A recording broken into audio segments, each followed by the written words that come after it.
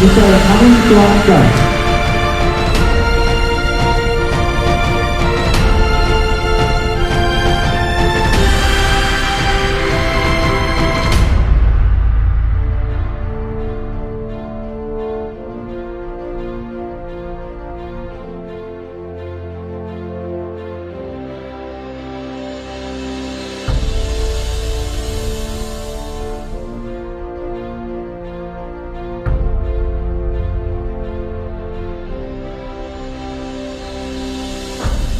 আমি চাই যে আমি এই প্রার্থনা থেকে কিছু করব আর আমার পরিবারের জন্য কিছু করব এটি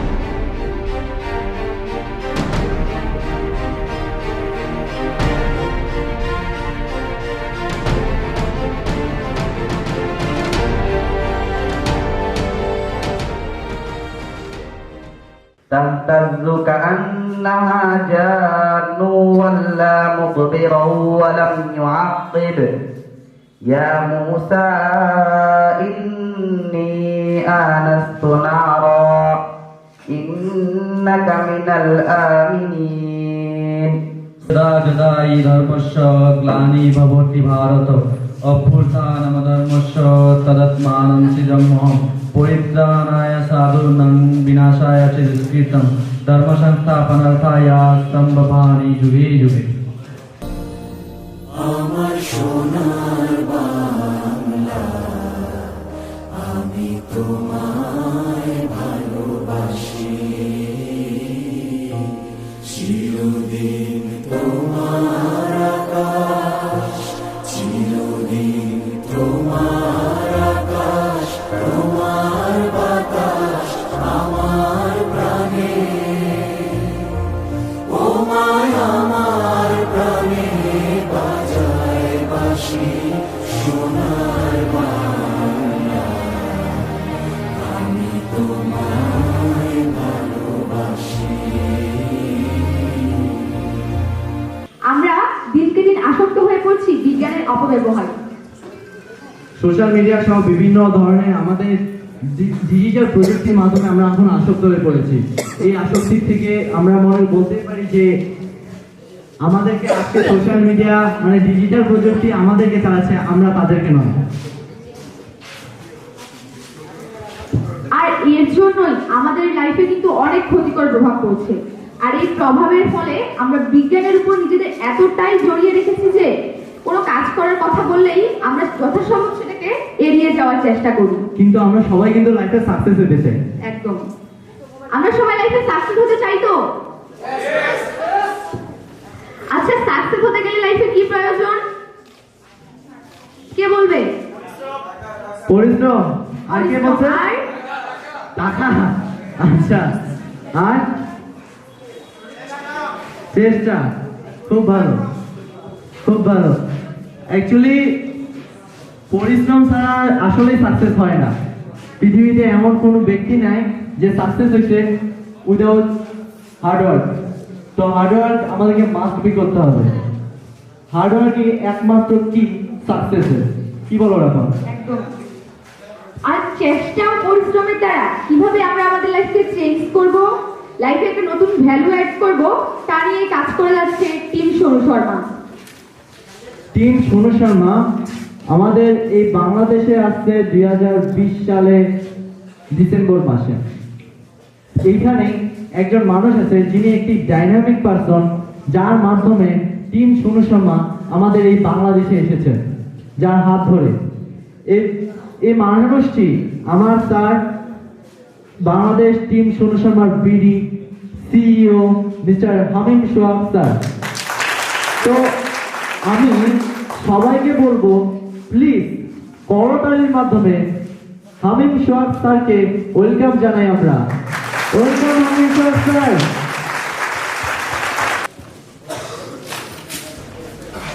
Good morning everyone. First of all, প্রথমে আমি শুকরিয়া আদায় করতে চাই সে মহান রব্বুল আলামিন আল্লাহ তাআলা, যার অশেষ রহমতে আজ এতগুলো মানুষ আমরা এখানে একত্রিত হওয়ার সুযোগ পেয়েছি।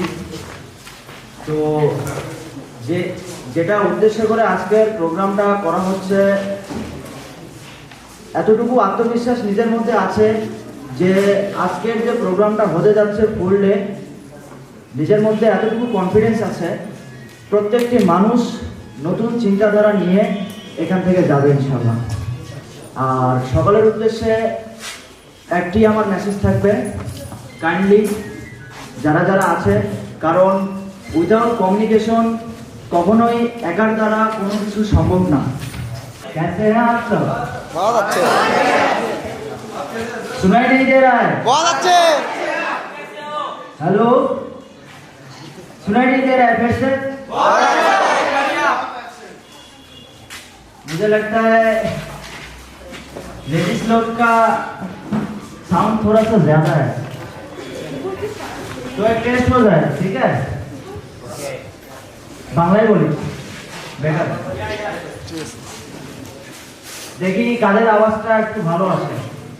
কেমন আছো সবাই? তোমরা ওকে? তো thank you so much, thank you so much.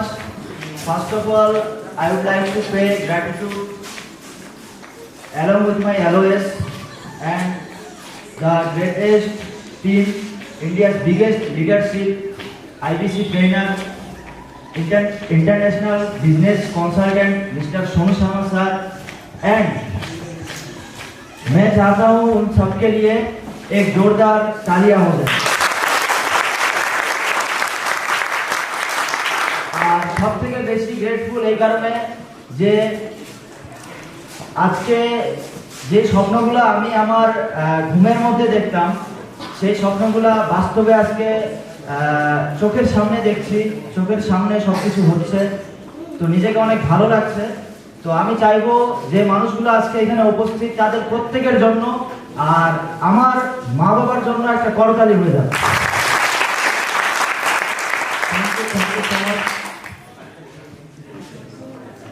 ভাইয়া কিছু না মনে করলে আপনি এখানে একটু বসতে ভালো হতো। তো entrepreneurs সম্পর্কে কার কতটুকু আইডিয়া আছে আমি জানি না, তবে আমি চাইবো বর্তমান সময়ে এই যুগে মানুষদের কেন এই বিষয়টাকে নজরে নেওয়া উচিত, প্লাস এই বিষয়টা বর্তমান সময়ে কেন আমাদেরকে অ্যাডপ্ট করা উচিত, আর এটাকে অ্যাডপ্ট করলে আমাদের কি কি লাভ আর না করলে আমাদের কি কি ক্ষতি। কারণ মানুষ স্বভাবত দুইভাবে চেঞ্জ হয়, হয়তো সামনে বসে আগে চেঞ্জ হয়, না হলে ভাইয়া সময় তাকে ভাইয়া change করে। এক্সকিউজ মি ভাইয়া, কিন্তু বসিও না। সময়ের আগে যে মানুষটা চেঞ্জ হয়ে যাবে তার জন্য লাইফে অবভিয়াসলি অনেক ব্রাইটনেস, একটা সাকসেসফুল লাইফ ওয়েট করছে।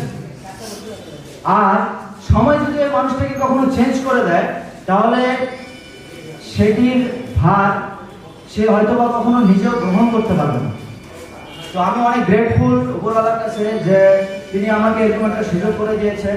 হয়তোবা সেই ছোট চিন্তাধারাটাকে এক্সিকিউট না করলে, সেটাকে সময় না দিলে হয়তোবা আজকে আমি এখানে এভাবে থাকতাম না, আমার জায়গায় অন্য কেউ থাকতো।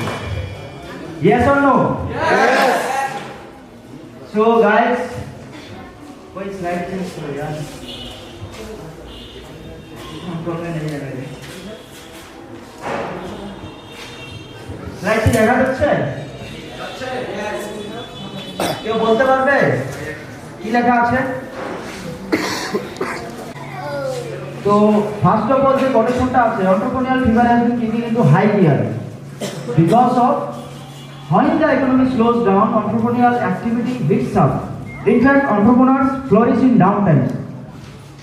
অর্থাৎ যখন যখন কোনো দেশের অর্থনীতির মন্দা দেখা যায়, অর্থাৎ যে যে দেশের অর্থনীতির প্রতি হানিকারক হয়ে পড়ে, ওই দেশের অর্থনীতি ডাউন হয়ে পড়ে, সেই সময় ওই দেশের উদ্যোক্তারা সেই দেশের অর্থনীতিটাকে স্বাবলম্বী করার জন্য দাঁড়িয়ে পড়ে, যাদেরকে আমরা সেলফ মেড মিলিয়নিয়ার বলতে পারি। কারণ একজন এন্টারপ্রেনার শুধু একজন তার ব্যক্তিগত পারিবারিক লাইফই চেঞ্জ করে না, সে 10টা পরিবারও চেঞ্জ করার ক্ষমতা রাখে। अरे यार कोई स्लाइड चेंज करो। Thank you so much. तो যে কোভিড-19 রিপোর্টের কথা আমি বলছিলাম, চাকরির বাজার, কেউ বলতে পারবে চাকরি শব্দটি কোথা থেকে এসেছে? হোয়াট? যদি আমি কখনো কাউকে বলি একজন ভালো চাকরিজীবীকে, সে আমাকে কি আদর করবে, চা খাওয়াবে? কিন্তু এটা কিন্তু রিয়ালিটি, ইজন্ট ইট? তো বাংলাদেশে চাকরির বাজার কবে থেকে অনেক বেশি লোভনীয় হয়ে পড়েছে মানুষদের কাছে, কেউ বলতে পারবে? Anyone else? মজার বিষয় শেয়ার করবো আজকে। আই ডোন্ট নো, জানো কেউ? ওকে, কিভাবে আসে? রংপুর বিভাগের সাথে পরিচিত কে কে? কেউ আছে রংপুর বিভাগ থেকে? নেই। রংপুর বিভাগে যে এডুকেশন সেক্টরগুলো আছে, cadet college, Carmichael college plus Begum Rokeya university, এই 3টা ইউনিভার্সিটি কিন্তু একই জমিনের মধ্যে করা। কেউ জানো এই জমিটা কার? Anyone else? Lord Clive, right. তাহলে হবে 9 এই লর্ড ক্লাইভের জমি এডুকেশন সেক্টর হওয়ার কারণ একটাই, ওনার যখন রাজত্ব হচ্ছিল, ইংরেজ শাসনামলটা 200 বছর আমাদের দেশে রাজত্ব করেছে। অর্থাৎ আমি যদি আমার পুরো জেনারেশন ধরি, আমার মতো 3-3টা জেনারেশন যাবে, আমাকে হয়তো খুঁজেও পাওয়া যাবে না। 200 বছর, এই 200 বছরের রাজত্বে তারা চিন্তা করে ফেলেছে শেষ পর্যায়ে এসে যে এদের উপর একটা সময় আসবে যখন আর জোর খাটানো সম্ভব না, কারণ সব অত্যাচারের কিন্তু একটা শেষ আছে। Yes or no? তুমি আমাকে অত্যাচার করো 1 দিন, 2 দিন, 3 দিন, চতুর্থ দিন কি হবে? উৎপাত শুরু হবে, তাই না? এইভাবে বাঙালি জাতির উৎপাত শুরু হয়, অনেক বিদ্রোহ হয়, ঔপনিবেশিক শাসন আমল যেটাকে বলা হয়, সেই শাসন আমল থেকে ওরা চিন্তা ভাবনা করছে আমরা দেশ থেকে চলে গেলে কিভাবে আমাদের অর্থনীতিটাকে আরো স্বাবলম্বী করা যায় আর এদেরকে ইনডিরেক্টলি কাজে লাগানো যায়। সেই জায়গা থেকে তখন ওই দেশের বিশিষ্ট যারা বুদ্ধিজীবী ছিল তাদেরকে একত্রিত করা হয়, একত্রিত করে বলা হয় যে তোমরা কোনো একটা উপায় বের করো, এটা সমাধান চাই। 40 দিন পর যখন উপায় পেল, লর্ড ক্লাইভের কাছে নিউজ গেল যে স্যার এদের মাথায় আঘাত করতে হবে। মাথায় মানে কি? ইট দিয়ে বাড়ি দেওয়া? হ্যাঁ, এডুকেশন সেক্টরে হাত দিতে হবে। ওখান থেকে আমাদের এডুকেশন সেক্টর হলো এখন পর্যন্ত আমি আমার পড়ালেখার লাইফে প্লাস যত মানুষের সাথে জব সেক্টরে মিশছি, তারা তাদের primary life, high school life, college life সম্পর্কে, ইউনিভার্সিটি লাইফ সম্পর্কে যখন আমার সাথে ডিসকাস করে, তখন আমি রিয়েলাইজ করি যে এখনকার স্কুল, কলেজ, বিশ্ববিদ্যালয়গুলোতে কখনো শেখানো হয় না যে তুমি কিভাবে কর্ম দিতে পারো। কি শেখানো হয়? কি শেখানো হয়? এনিওয়ান? পড়ালেখা করো, চাকরি করো। বাসা থেকে কি বলে? যে একটা চাকরি পেলেই হবে, তাই না? অথচ যে টাকা থেকে চাকরিটা নেওয়া হয় সেই টাকা তুলতে 4-5 বছর চলে যায়, আর সেটা পেতে তোর লাইফে শেষ, পায়ের ভিতর ক্ষয় হয়ে যায়। Yes or no? তো সেই দিন থেকে একটা ডিসিশন নিয়েছি যে লাইফে কি করে আর না করি, অনেক উপরে যাই, অনেক ডাউনফলে যাই, এই প্ল্যাটফর্মের থেকে ভালো প্ল্যাটফর্ম নাই। আমি যদি বিজনেস করি, বিজনেস করার মতো করবো, না হলে করবো না। অন্তত চাকরি আমি করবো না কারো আন্ডারে। সেই থেকে আমাদের যাত্রা শুরু, আর সব থেকে এই যাত্রাটাকে সার্থকভাবে সফল করেছে এই কোভিড। এই কোভিড প্যান্ডামিকটা এমন একটা সিচুয়েশন যেটা কারো লাইফে ছিল হতাশার কারণ। কিভাবে কিভাবে হতাশার কারণ ছিল যে আমার বিজনেস ডুবে গেল, মহামারী আসছে, না জানি আমাকে কবে যেতে হবে, অনেক চিন্তাধারার মানুষ আসছে। আর এই চিন্তাধারাটাকে আবার বিপরীত দিক থেকে যদি পজিটিভ ভাবে আমি নিতে চাই, যারা মাস্ক ম্যানুফ্যাকচারিং করেছে এই সময়টাতে, স্যানিটাইজার ম্যানুফ্যাকচারিং করেছে এই টাইমে, তারা কিন্তু সব থেকে বেশি লাভ করে চলে গেছে। Yes or no? তো কারো কাছে এটা সুযোগ, কারো কাছে দুর্যোগ, তাই না? তো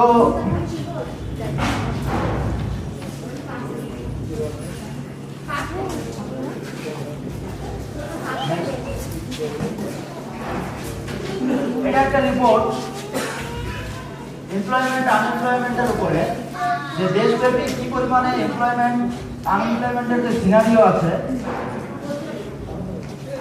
কোভিড রিপোর্ট আমাদেরকে কিভাবে শিক্ষা দিল যে চাকরির বাজার যখন শিক্ষিত হওয়া সত্ত্বেও সার্টিফিকেটটা পেয়ে আমাকে ঘুষ দিয়ে চাকরি নিতে হচ্ছে, সেই জায়গা থেকে কোভিডের কারণে চাকরি বেড়েছে না কমছে? শুনতে পাচ্ছি না, কমে গেছে। তাহলে কয়জন আশা রাখো যে চাকরি হবে আমার পড়ালেখা শেষে, গ্রাজুয়েশন শেষে? হ্যাঁ, কেউ তোমাদের মোটিভটা বলতে পারবা তোমরা কেন পড়ালেখা করছো? এনিওয়ান? আই নো 200 বছর থেকে অনেক কিছু মাথার মধ্যে ঢুকছে, কারণ তোমার 10টা জেনারেশন পার হয়ে তুমি আসছো, আর এই চিন্তা ভাবনাটা এত সহজে চেঞ্জ হবে না, আমারও হয়নি। বলতে পারবা? Education sector, right, absolutely correct.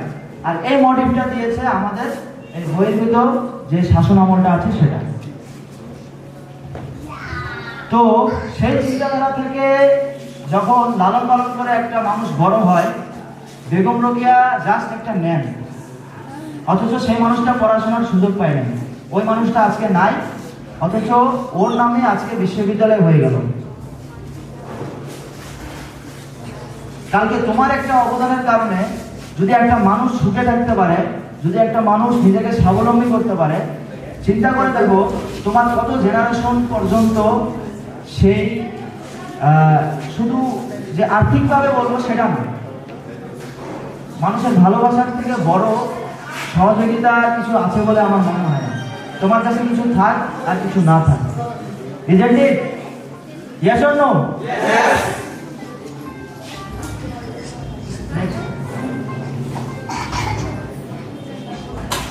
এটাকে হিন্দিতে বেল কারও বলা হয়,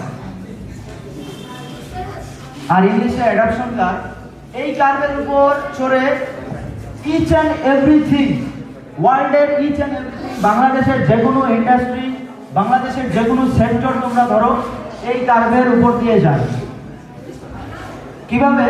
যখন যে কোনো মাল্টিন্যাশনাল কোম্পানি হোক, যে কোনো স্কুল হোক, যে কোনো কলেজ হোক, যে কোনো বিশ্ববিদ্যালয় হোক, বেগম রোকেয়ার কথায় যদি আমি ধরি, এডুকেশন সেক্টরটা চালু হয়, ওর মাধ্যমে ওর সাথে প্রথম মাসে কতজন স্টুডেন্ট ছিল?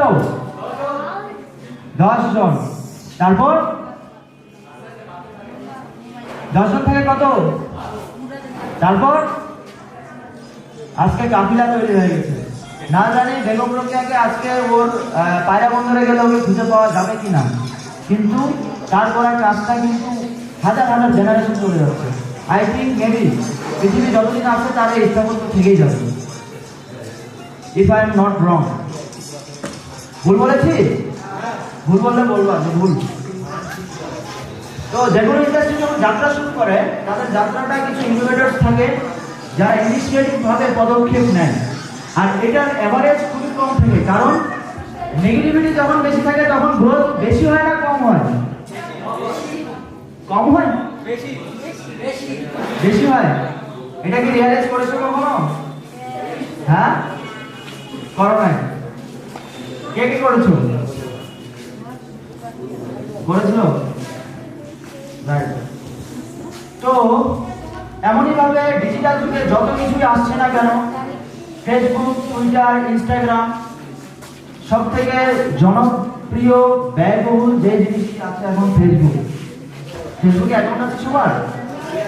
হ্যাঁ, আছে। তো এই ফেসবুকের যে প্রতিষ্ঠাতা, তোমরা কি জানো তার ফ্যামিলি মেম্বারদের কারো ফেসবুকের অ্যাকাউন্ট নাই? আরো মজার বিষয়, মার্ক জাকারবার্গ যে ফেসবুক তৈরি করেছে তার ফ্রেন্ড সার্কেল মিলে, ওর পুরো লাইনটা ওটা তৈরি করতে দিল, আর বাংলাদেশের মানুষ সেটাকে ইউজ করতে ওয়েস্ট করে দিল। 5-6 বছর থেকে সে ফেসবুক ইউজ করতেছে, ইনডিরেক্টলি কত টাকা এখান থেকে চলে যাচ্ছে। আমরা এই মেগাবাইট ইউজ করতেছি, এটা কি ফ্রি? লেখা থেকে কি ফ্রি? আর এই টাকাটা কোথায় যাচ্ছে? আমাদের কি প্রফিট হচ্ছে? আমাদের প্রফিট হচ্ছে একটাই, রাতের বেলা অনেক ভালো কিছু দেখতে পাচ্ছি, তাই না? অনেক নতুন নতুন ফ্রেন্ডের সাথে পরিচিত হতে পারতেছি, যেটা আমার দরকারই নেই, লাইফে যেটার কোনো ভ্যালুই নেই। তো এভাবে ইনিশিয়েটিভরা পদক্ষেপ নেয়, পদক্ষেপের মাধ্যমে যখন ওরা যাত্রা শুরু করে নেগেটিভিটির কারণে কিছু কিছু মানুষ আস্থার কারণে ওই ইন্ডাস্ট্রিটা একটু গ্রোথের দিকে যায়। যখন গ্রোথের দিকে যায়, ওদের উপর আস্থা রাখে, তো ওই গ্রোথের সাথে সাথে তাদের একটা এডুকেশন সিস্টেম তৈরি হয়। Yes or no? কম্পিউটার আগে তৈরি হয়েছে না কম্পিউটার চালানো শিখেছে মানুষ আগে? না, আগে চালানো শিখছে। ভুল কথা। আগে তৈরি হয়েছে না চালানো শিখেছে? আরে না, হ্যাঁ, কম্পিউটার কোর্স আগে তৈরি হয়েছে না আগে চালানো শিখেছে মানুষ? তারপরে কোর্স হয়েছে, তাই না? তোমরা এটাকে ফিউচার বানো তো? হ্যাঁ, তো এইভাবে এডুকেশন সিস্টেমের সাথে সাথে যখনই একটা জিনিস ডেভেলপ করতে থাকে, ডেভেলপিং করতে থাকে, ধীরে ধীরে তার গ্রোথ রেট বেড়ে যায়। যেমন ভাবে ফেসবুকে বেড়ে গিয়েছে কোভিড-19 আসার থেকে, বেড়ে যায়নি? আদালত, অফিস, স্কুল, কলেজ সবকিছু বন্ধ, সবকিছু বন্ধ। যাদের যাদের ফেসবুক অ্যাকাউন্ট নেই তারাও ফেসবুক অ্যাকাউন্ট খুলছে, আর খোলার কারণে কি হচ্ছে? ওদের রেটিংস বেড়ে যাচ্ছে, ওদের ইনকাম বেড়ে যাচ্ছে। প্যান্ডামিক লাইফটা কেটে যাওয়ার পরপরই এখন অফিস, আদালত, এই মিটিংগুলো আমরা যখন ভার্চুয়ালি করতাম, এখন আমরা ফিজিক্যালি করার সুযোগ পাচ্ছি। Yes or no? ফিজিক্যালি করার সুযোগ পাচ্ছি। যখন ফিজিক্যালি হয়ে যাচ্ছে, এখন সবকিছু রানিং হয়ে গেছে, তো এটার ইউজ কি বাড়বে না কমবে? কমে যাবে। কেন কমে যাবে? কারণ যে সময়টাতে আমি আমার অফিসে থাকতাম, যে সময়টাতে আমি আমার স্কুলে থাকতাম, যে সময়টাতে আমি আমার কাজ করতাম ঘরে বসে, ওই সময়টা এখন ফিজিক্যালি গিয়ে আমাকে কাজ করতে হচ্ছে। আমাকে এখন কলেজ যেতে হচ্ছে, কলেজে গিয়ে পরীক্ষা দিতে হচ্ছে, আগে অনলাইনে দিতাম। তাহলে এই বাড়লো না কমলো? কমে গেল। তো এই অ্যাডাপশনটা সব ইন্ডাস্ট্রি ফলো করে। Thank you. Next.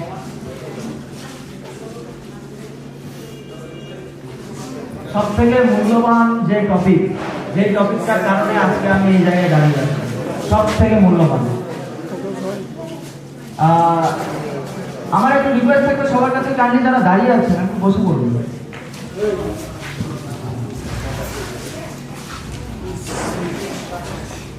Thank you. SBI quadrant এমন একটা টপিক, এই ছোট্ট একটা টপিক আমার পুরো লাইফ 360 ডিগ্রি অ্যাঙ্গেলে চেঞ্জ করে দিয়েছে। আমি নিজেও কখনো ভাবতে পারিনি, এক্সকিউজ মি, আমি নিজেও কখনো ভাবতে পারিনি যে আমার লাইফে এই জিনিসটা এত একটা ভ্যালু এডিশন করবে।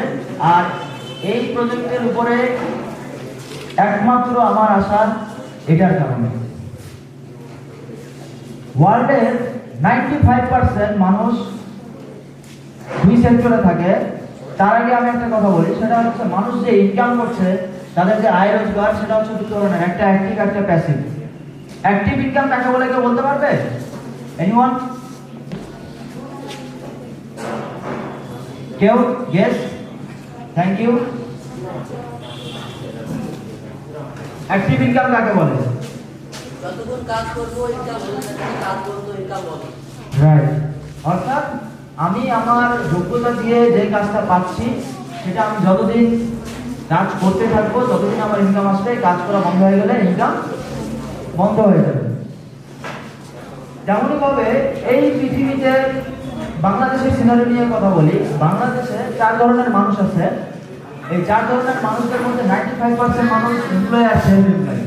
এখন এমপ্লয় কারা? যারা চাকরিজীবী, ব্যাংকার থেকে শুরু করে চার্টার্ড অ্যাকাউন্টেন্ট থেকে শুরু করে যত কর্মজীবী আছে সবাই এমপ্লয়। সেলফ এমপ্লয় কারা? সেলফ এমপ্লয় হচ্ছে ওই মানুষগুলা যারা নিজেদের একটা দোকান আছে, অর্থাৎ যে যার কাজটা, একজন রিক্সা চালকও সেলফ এমপ্লয়, একজন ডাক্তারও সেলফ এমপ্লয়, একজন উকিলও সেলফ এমপ্লয়। হাউ? একজন উকিল সেলফ এমপ্লয়েড এইভাবে যে যখন ওর যোগ্যতা দিয়ে ও একজন ওকালতির সার্টিফিকেটটা পাচ্ছে, তখন তাকে একটা চেম্বার দিতে হচ্ছে। তার চেম্বারে কি আমি বুঝতে পারবো? পারবো? শুনতে পাচ্ছি না। পারবো? পারবো? অনেকে হ্যাঁ বলতেছে। হ্যাঁ পক্ষে কে কে? হাত তুলে তো দেখি। হ্যাঁ পক্ষে কে কে? হ্যাঁ পক্ষে কে কে? এনিওয়ান? কেউ নাই? পারবো না, কারণ আমার কাছে সেই সার্টিফিকেটটা নেই। বুঝতে পেরেছি? কারণ উনি যখন চেম্বারে বসবে তার কাজ হবে। এখন আমার কাছে ডাক্তারের সার্টিফিকেট নেই। একজন আমার ফ্রেন্ড ডাক্তার হয়েছে, সে আমাকে এসে বললো যে বন্ধু তুমি বসো, আমি একটু বাইরে যাচ্ছি। এখন রোগী আসছে হার্টে, আমি ওকে ওষুধ দিয়ে দিছি, প্যারাসিটামল কি দিয়ে দিছি, জ্বরের ওষুধ লেগে পাঠিয়ে দিচ্ছি। লোকটা কি বাসায় যেতে বেঁচে থাকবে? খুঁজে পাওয়া যাবে ওকে? হ্যাঁ, পাওয়া যাবে না। অর্থাৎ আমি যতদিন কাজ করব, একজন দোকানদারের কথা যদি আমি ধরে থাকি, যে একজন শপকিপার, তার শাটারটা যতদিন খোলা থাকে তার ইনকাম থাকে, শাটার বন্ধ হলে ইনকাম থাকে না। কিন্তু এই ডিজিটাল যুগ অনেক কিছু শিখিয়ে দিয়ে গেছে। এখন কারো কাছে একটা মাথায় কনসেপ্ট কাজ করেছে, একজন হোটেলওয়ালার কাছে গিয়ে বলছে যে আপনার হোটেল বন্ধ থাকলেও আমার কেনাবেচা হবে। How is this possible? 4-5টা হোটেলে ঘোরার পরে হোটেলের মালিকগুলো তার সাথে বর্বরতা আচরণ করে।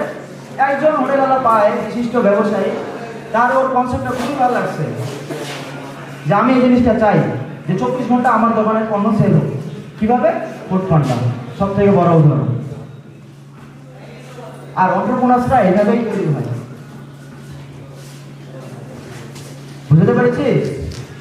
এন্টারপ্রেনার্সরা এইভাবেই তৈরি হয়। এদের এই কনসেপ্টগুলোর জন্য আর ডিজিটাল প্রযুক্তিটাকে এরাকে অ্যাডপ্ট করতে পেরেছে। এটার প্রপার ইউজ করার কারণে এরা একটা প্যাসিভ ইনকাম পাচ্ছে, যাদেরকে বলা হয় বিগ বিজনেসম্যান অথবা বিজনেস ওনার।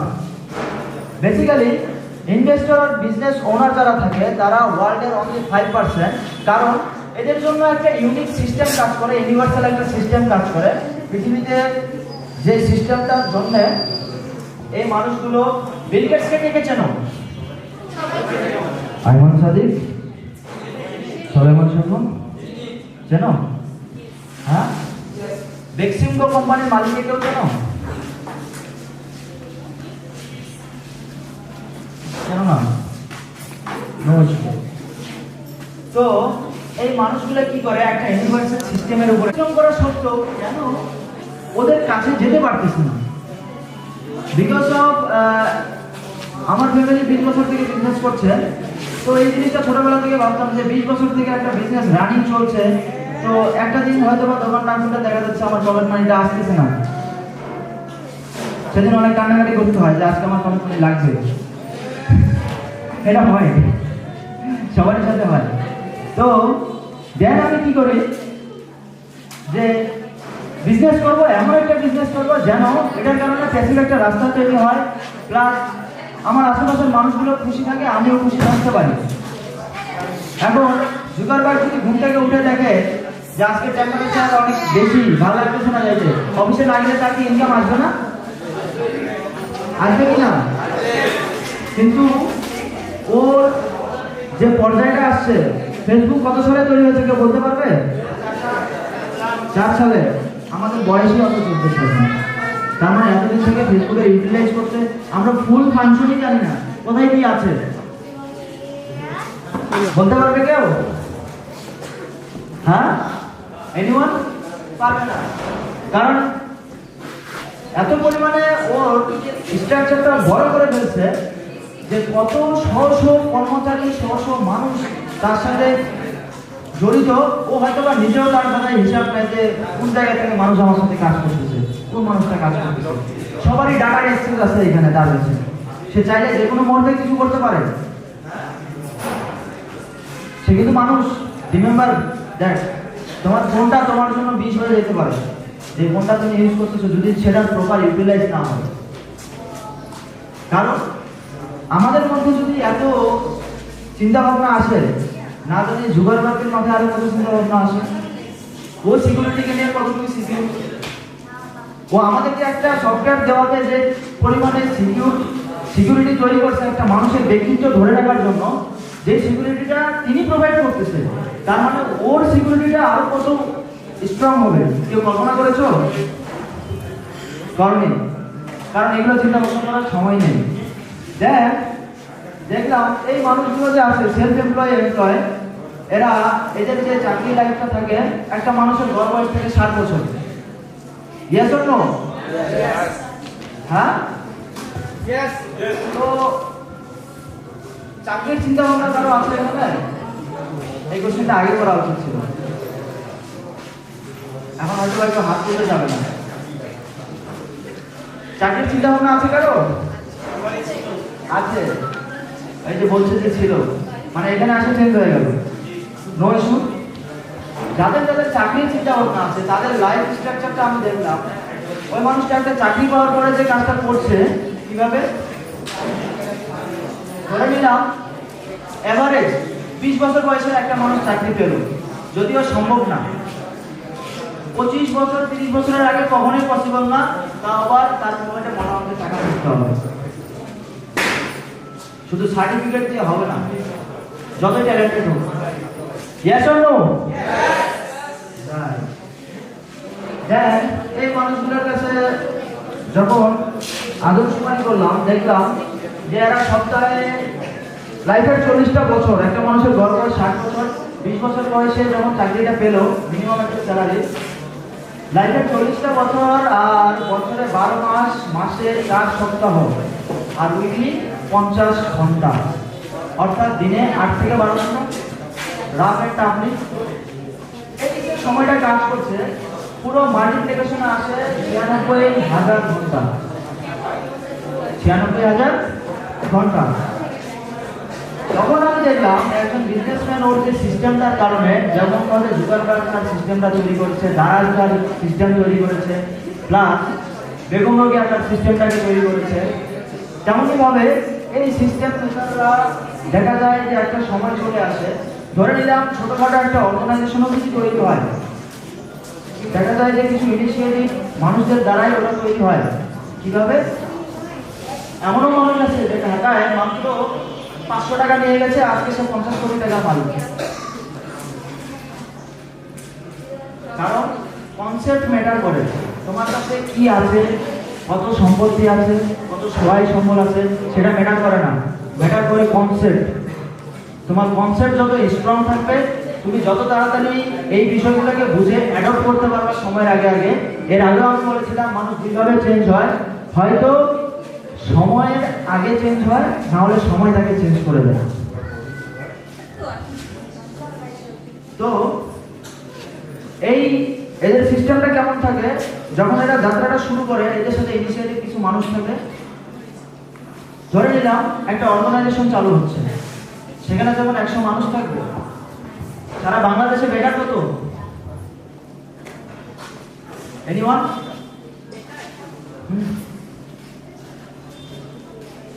বেকার কত? বেকার কত? বেকারের জনসংখ্যা কত? বেকারত্বের হার কেউ বলতে পারবে? কত? 4-5। আর কেউ? এনিওয়ান?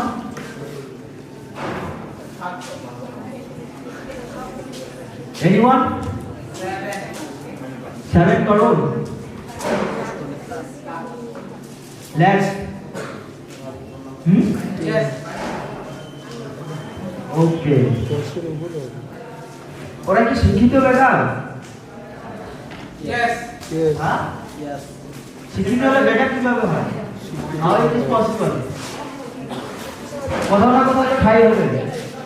Yes or no? হ্যাঁ? তো শিক্ষিত মানুষগুলো আমাদের সমাজে এইভাবে অবলম্বিত হচ্ছে এই লর্ড ক্লাইভের করার কাজটা থেকে, যেটি বিষয়ে আমি ডিসকাশন করে ফেলছি অলরেডি। আর এই বিষয়টা অ্যাওয়ারনেস হওয়া অনেক জরুরি, কারণ আমি যদি আমার ফ্যামিলির দায়িত্ব না নেই, আমি যদি আমার নিজের দায়িত্ব না নেই, তাহলে আমি আরেকটা মানুষের দায়িত্ব নিতে সক্ষম হব না। Yes or no? তেমনই ভাবে একজন বিজনেসম্যান যখন কোনো কার্যক্রম শুরু করে, দেখা যায় ওই মানুষটার সাথে যখন যে মানুষগুলোকে নিয়ে আগে বলেছিলাম তাদের সাথে ইউনিভার্সাল একটা সিস্টেম থাকে, তারা সিস্টেম মেকার, এই সিস্টেমের থিওরিতে তাদের সাথে 1000 মানুষ যদি কাজ করে ডেইলি 8 ঘন্টা করে, কয় ঘন্টা কাজ হবে? কত? 100 মানুষ যদি 10 ঘন্টা করে কাজ করে কয় ঘন্টা কাজ হবে? 10,000 ঘন্টা। একদিনে কেউ 10,000 ঘন্টা কাজ করতে পারবে? হ্যাঁ, পারবে না। এখন আমার কথা হলো বাংলাদেশে রাফ এন্ড টাফলি আমি মেনে নিলাম 8 থেকে 10 লাখ মানুষ শিক্ষিত বেকার।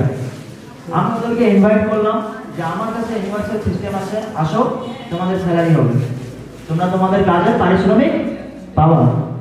পাবা কি না? হ্যাঁ। এখন এই মানুষগুলো কি করে? ভর্তি পরীক্ষা কে দিয়েছে এখন পর্যন্ত? তোমরা চাকরির ফর্ম ফিল আপ করতে চাও, তোমাকে কি ফ্রি ফর্ম ফিল আপ করতে দেওয়া হয়? হ্যাঁ, ভর্তি পরীক্ষাগুলোতে মেডিকেল পরীক্ষা একটা ফর্মের যে দামটা, মেডিকেল পরীক্ষার ফর্ম কিনা মানে এই না যে আমি মেডিকেলে চান্স পেয়ে গেছি। ফর্ম কিনা আর মেডিকেলে চান্স পাওয়া আকাশ জমিন তফাৎ। চাকরির জন্য অ্যাপ্লাই করা আর চাকরি পাওয়া আকাশ জমিন তফাৎ। তুমি একমাত্র ব্যক্তি না যে তুমি শুধু অ্যাপ্লাই করতেছো ওই পোস্টের জন্য। একটা পোস্টের পিছনে লাখ লাখ শিক্ষার্থী যুদ্ধ করতেছে। Yes or no? ইয়েস। তো এই যে শিক্ষার্থীগুলো যুদ্ধ করতেছে, তারা কার সাথে যুদ্ধ করতেছে? কার সাথে? নো, একে অপরের সাথে। ওকে নিজেকে নিয়ে ভাবার সময় নেই, কারণ ওকে আমাকে টেক্কা দিতে হবে, আমাকে ওকে টেক্কা দিতে হবে। নিজেকে নিয়ে কখনো ভাবে না যে আমার কি স্কিল আছে, এই স্কিলটাকে দিয়ে আমি কিছু কাজে লাগাতে পারবো। এটাকে এন্টারপ্রেনারশিপ বলা হয়। আর আমার যে কাজটা ভালো লাগে সেটাকে অ্যাডপ্ট করে আমি কোন জায়গায় যেতে পারবো। বুঝতে পেরেছি? তো দেখা গেল এই মানুষটাকে যখন কাজ শুরু করলো, একদিনে 10,000 ঘন্টা কাজ হয়ে গেল। 10ম দিনে কয় ঘন্টা কাজ হবে? 1 লাখ আওয়ার্স। অর্থাৎ একজন এমপ্লয়ার, সেলফ এমপ্লয়ার তার সারা লাইফে যে কাজটা করে, পুরো জীবনে যে কাজটা করে, সেই কাজটা একজন বিগ বিজনেসম্যান অথবা ইনভেস্টর মাত্র 10 দিনে করবে। তাহলে তারা কেন ভালো করতে থাকবে না? বুঝতে পেরেছি? তো আমার কথা হলো এই 1000 মানুষের মধ্যে যদি 100 মানুষের মধ্যে যদি 200 মানুষ 20 জন মানুষ কাজ নাও করে, 80 জনের জন্য এদের কাজ হবে কিনা? হ্যাঁ, হবে কিনা?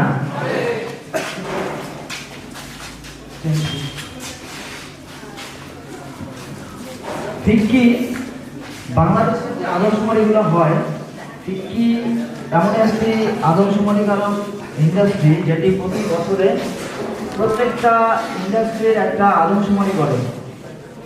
কারণ ফিউচার কিন্তু ওটাই বলা হয়। যেমন আবহাওয়া বার্তার ক্ষেত্রে যদি আমি বলি যে কালকের আবহাওয়া কি থাকবে না থাকবে, আমি আজকে নিউজে দেখলে বুঝতে পারবো যে কালকে আর্দ্রতা থাকবে, কালকে বৃষ্টি হবে, কালকে একটু ঠান্ডা শৈত্যপ্রবাহ হতে পারে। আমরা আগে নিউজ পেয়ে যাই কি না? এটাকে তো আমরা ফিউচার বলি, তাই না? তো এই ফিক্কি যে রিপোর্টটা দিয়েছে ওয়ার্ল্ড ওয়াইড যে ইন্ডাস্ট্রি সম্পর্কে আমি আলোচনা করছিলাম আজকে থেকে, ডাইরেক্ট সেলিং 72 মিলিয়ন পুরো ওয়ার্ল্ডে কভারেজ করছে। দেন আসি কেপিএমজি রিপোর্টে। কেপিএমজি রিপোর্ট অনুযায়ী তারা ডিজিটাল যুগকে এমনভাবে তুলে ধরেছে, তাদের কথা অনুযায়ী বর্তমানে যে মার্কেট রেঞ্জ, ট্রেডিশনাল মার্কেট ছেড়িয়ে 167 বিলিয়ন ডলারের company. 167, can you believe it? Then next আসি মার্কেট এরিয়াতে। দেখো আনএমপ্লয়মেন্টকে সেলফ এমপ্লয়মেন্টে কিভাবে অপরচুনিটি দিয়েছে অ্যারাউন্ড 80 মিলিয়ন পিপলকে ওয়ার্ল্ড ওয়াইড। হয়তোবা আজকে আমি যদি এই বিষয়টাকে অ্যাডপ্ট না করতাম, বাংলাদেশে 18 কোটি জনগণ কেউ না কেউ কোনোভাবে এই বিষয়টাকে অ্যাডপ্ট করে তারা এই ইন্ডাস্ট্রির সাথে জড়িত হচ্ছে। কেন? কারণ তারা সেই আর্লি মেজরিটির সাথে জড়িত হতে চাচ্ছে, তারা এর ব্র্যান্ড ভ্যালুটা বুঝতে পারছে। নেক্সট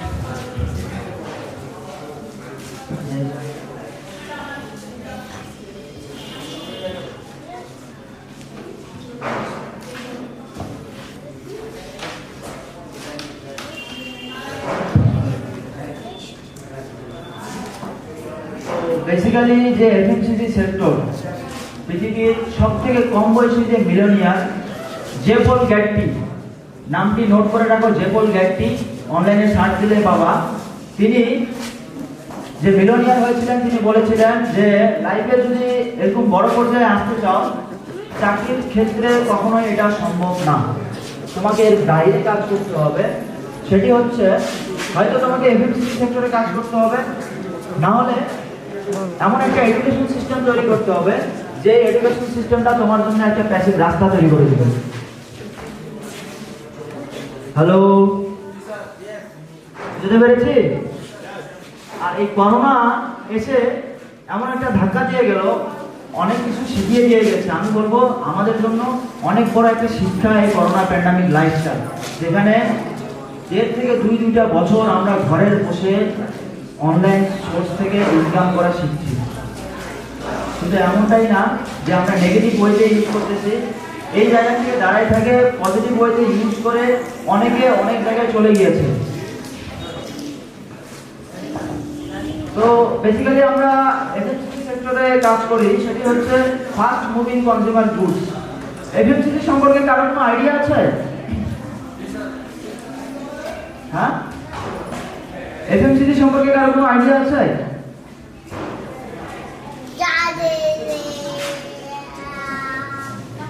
ওটা বিষয়ে একটু পরে আলোচনা করব। Third phase of direct selling industry in Bangladesh 2020 থেকে 30 সাল থেকে বলা হয় মিরাকেল ফেজ অফ বাংলাদেশ। এই ডিজিটাল যুগে রিসেন্টলি বাংলাদেশে অ্যামাজন বিডি চালু হতে যাচ্ছে, কেউ জানো? হ্যাঁ, অ্যামাজন বিডি চালু হলে কার লভ্যাংশ বাড়বে? বেনিফিট কার বেশি হবে? হ্যাঁ, যেখান থেকে অ্যামাজন এসেছে। আর ওরা একটা কর্মসংস্থান তৈরি করে দিয়ে গেল, যেখানে আমাদের এখান থেকে মানুষ এটাকে কোঅপারেট করবে, স্যালারি মুক্ত হয়, আর বয়স শেষের সাথে সাথে রিটায়ার্ড হয়ে যাবে। এইভাবে তাদের জীবনধারা চলতে থাকবে। Yes or no? তো এটার পরিবর্তন আমরা চাই। হ্যাঁ, কিভাবে সম্ভব?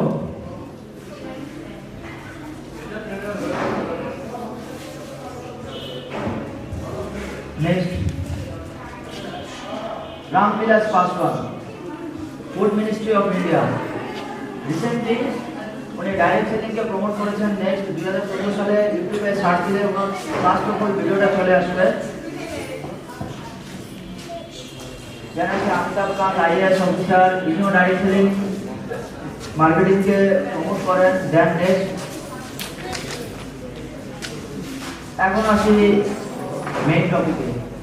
বাংলাদেশের সবথেকে বেশি যেটা জরুরি সেটা হচ্ছে ইন্ডিয়ায় বর্তমানে যেই সাবজেক্ট নিয়ে আমরা কাজ করতেছি, বাংলাদেশে যেই এন্টারপ্রেনিউরিয়াল থিওরি নিয়ে কাজ করতেছি, এটি ইন্ডিয়ার দিল্লি ইউনিভার্সিটির একটি সাবজেক্ট, যেখানে 4 থেকে 5 বছরের একটা কোর্স হয়। কোর্স করার পরে তারা ফিল্ড ওয়ার্ক করতে আসে। আর যেখানে যেটা রেগুলেশন নাই, সেখানে সেই জিনিসটাকে কারা তৈরি করে? কারা তৈরি করে? Anyone? Right, অন্টারপ্রেনাররা।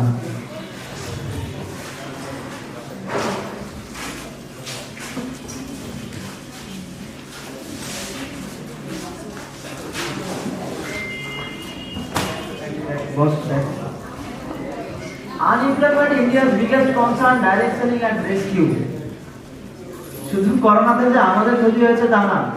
Recently president of India উনি স্কিল ইন্ডিয়া প্রোগ্রামে শেয়ার করেছেন যে আনএমপ্লয়মেন্টে সব থেকে বেশি মানুষদেরকে সাহায্য করতে পেরেছে এমন একটা ইন্ডাস্ট্রি হচ্ছে ডাইরেক্ট সেলিং, যেটির প্রচলন এখন বাংলাদেশে অনেক।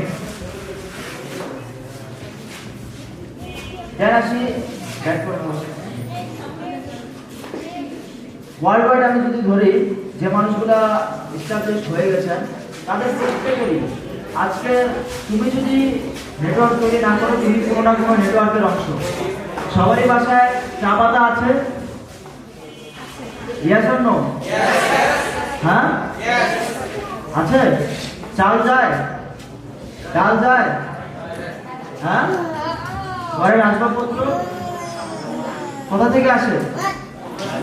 তখন কি কল্পনা করেছো এই জিনিসটা যেখান থেকে আসছে সেই মানুষগুলো আজকে কোন পর্যায়ে আছে? আর আমরা এমপ্লয় সেলফ এমপ্লয় থেকে এই জিনিসগুলো ইউটিলাইজ করতে করতে করতে করতে নিজের পকেটের টাকা ওদের পকেটে চলে যাচ্ছে দিন দিন, ডে বাই ডে। কেউ কি রিয়ালাইজ করেছো কখনো?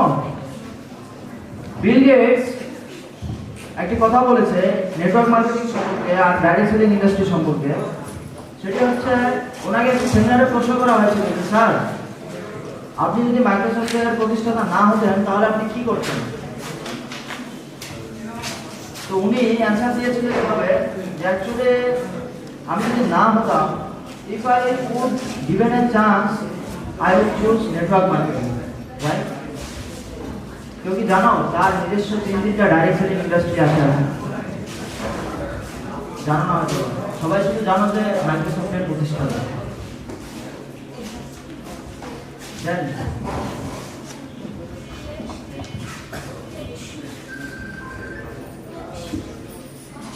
এখন আসি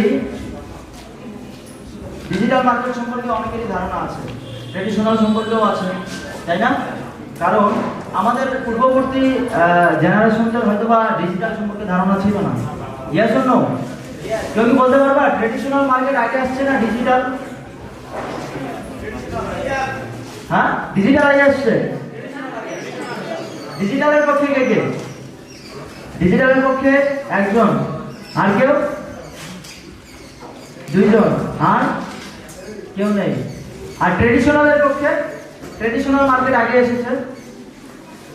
কেউ এরকম করছে, কেউ এরকম করছে, কেউ এরকম করছে।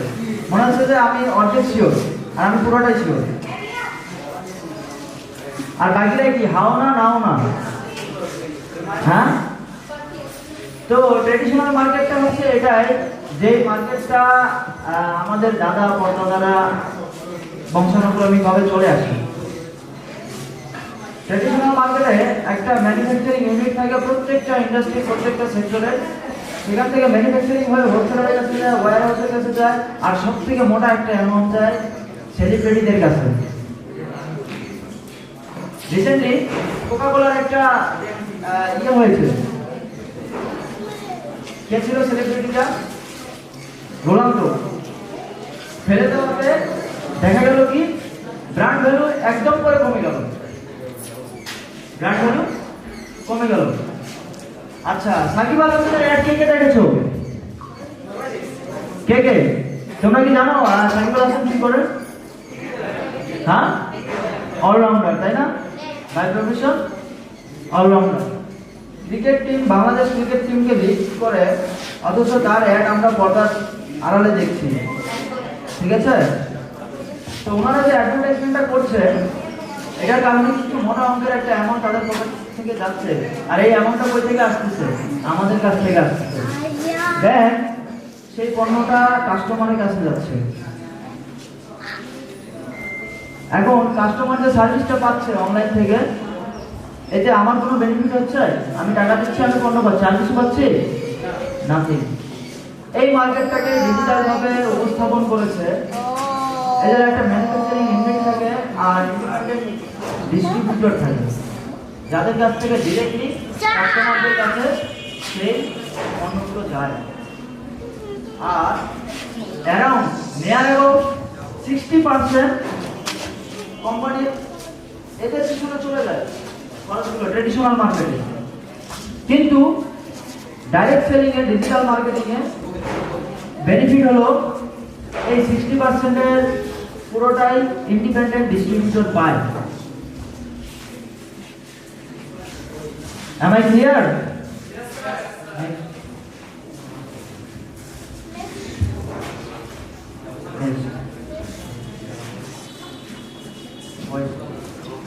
এফএমসিজি সেক্টর থেকে বলছিলাম যে বিষয়টা, ফাস্ট মুভিং কনজিউমার গুডস। আজকের দিনে এই সেক্টর ছাড়া বাংলাদেশের প্রত্যেকটা ভিজুয়াল ইন্ডিভিজুয়াল ইন্ডিপেন্ডেন্ট মানুষ এটার সাথে জড়িত।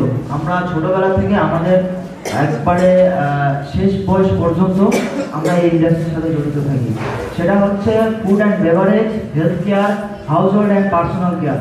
Food and beverage 90%, health care 31%, house hold and personal care 50%। Total কত হলো? 100 আউট অফ 100%ই আমরা ভিজুয়ালি ইন্ডিভিজুয়ালি জড়িত। How many people are here are giving taxes? আপনাদের মধ্যে কে কে ট্যাক্স প্রদান করেন? তাহলে একটু হাতটা তুলবেন। ট্যাক্স দাও কে কে? 3 জন। আর কেউ কেউ ট্যাক্স দাও না? ট্যাক্স কে দাও?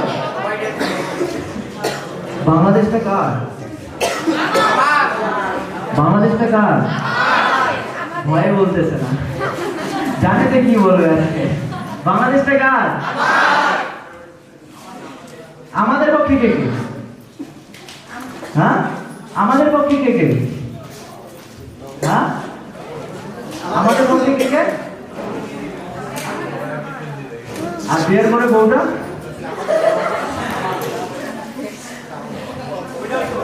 না হলে পাশের বাড়ি থেকে ভাই আসে বলবে ভাবিজি নমস্তে, বলবে না? তো দেশ সবার হওয়ার আগে আমার, আমি যদি দায়িত্ব নেই তাহলে আমাদের লোকেরা চলে আসবে। আমি ক্লিয়ার?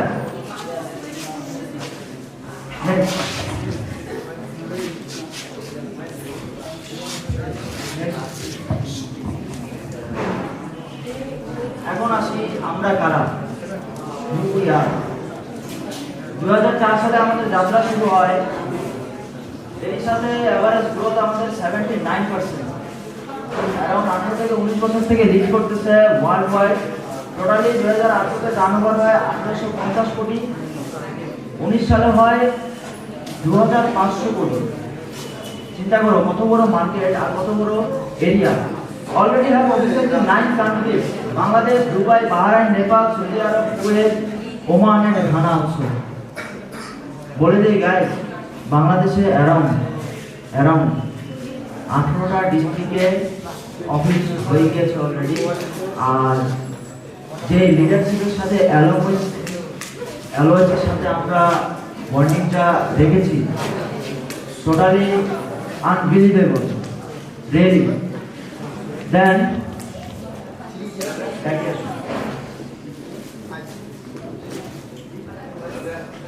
কোম্পানির নাম হলো ভেস্টিস marketing private limited.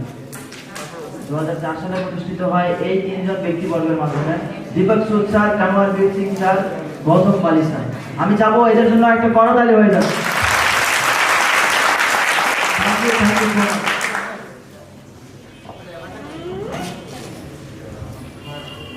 Are you excited guys? Yes. বুঝতে পারছি না। Are you excited? Yes. Okay. আগে যাবো? Next please. গ্লোবাল র্যাঙ্কিংয়ের দিক থেকে ধরা গেলে টপ 30 আসে, টপ 100 কোম্পানিগুলোর মধ্যে টপ 30 আমাদের কোম্পানি আসে। দেন ইন্ডিয়ার নাম্বার 1 ডাইরেক্ট সেলিং কোম্পানি, যেটি 9টি দেশে সার্থকভাবে 20 বছর থেকে বিজনেস করে আসছে। কোম্পানির নিজস্ব ম্যানুফ্যাকচারিং ইউনিট রয়েছে, ISO certified, GMPA certified plus হালাল সার্টিফাইড। প্রোডাক্ট ওভারভিউ বলা যায়, এফএমসিজি সেক্টরের টোটালি 100% এরিয়ায় আমরা দখল করে কাজ করছি। বাংলাদেশে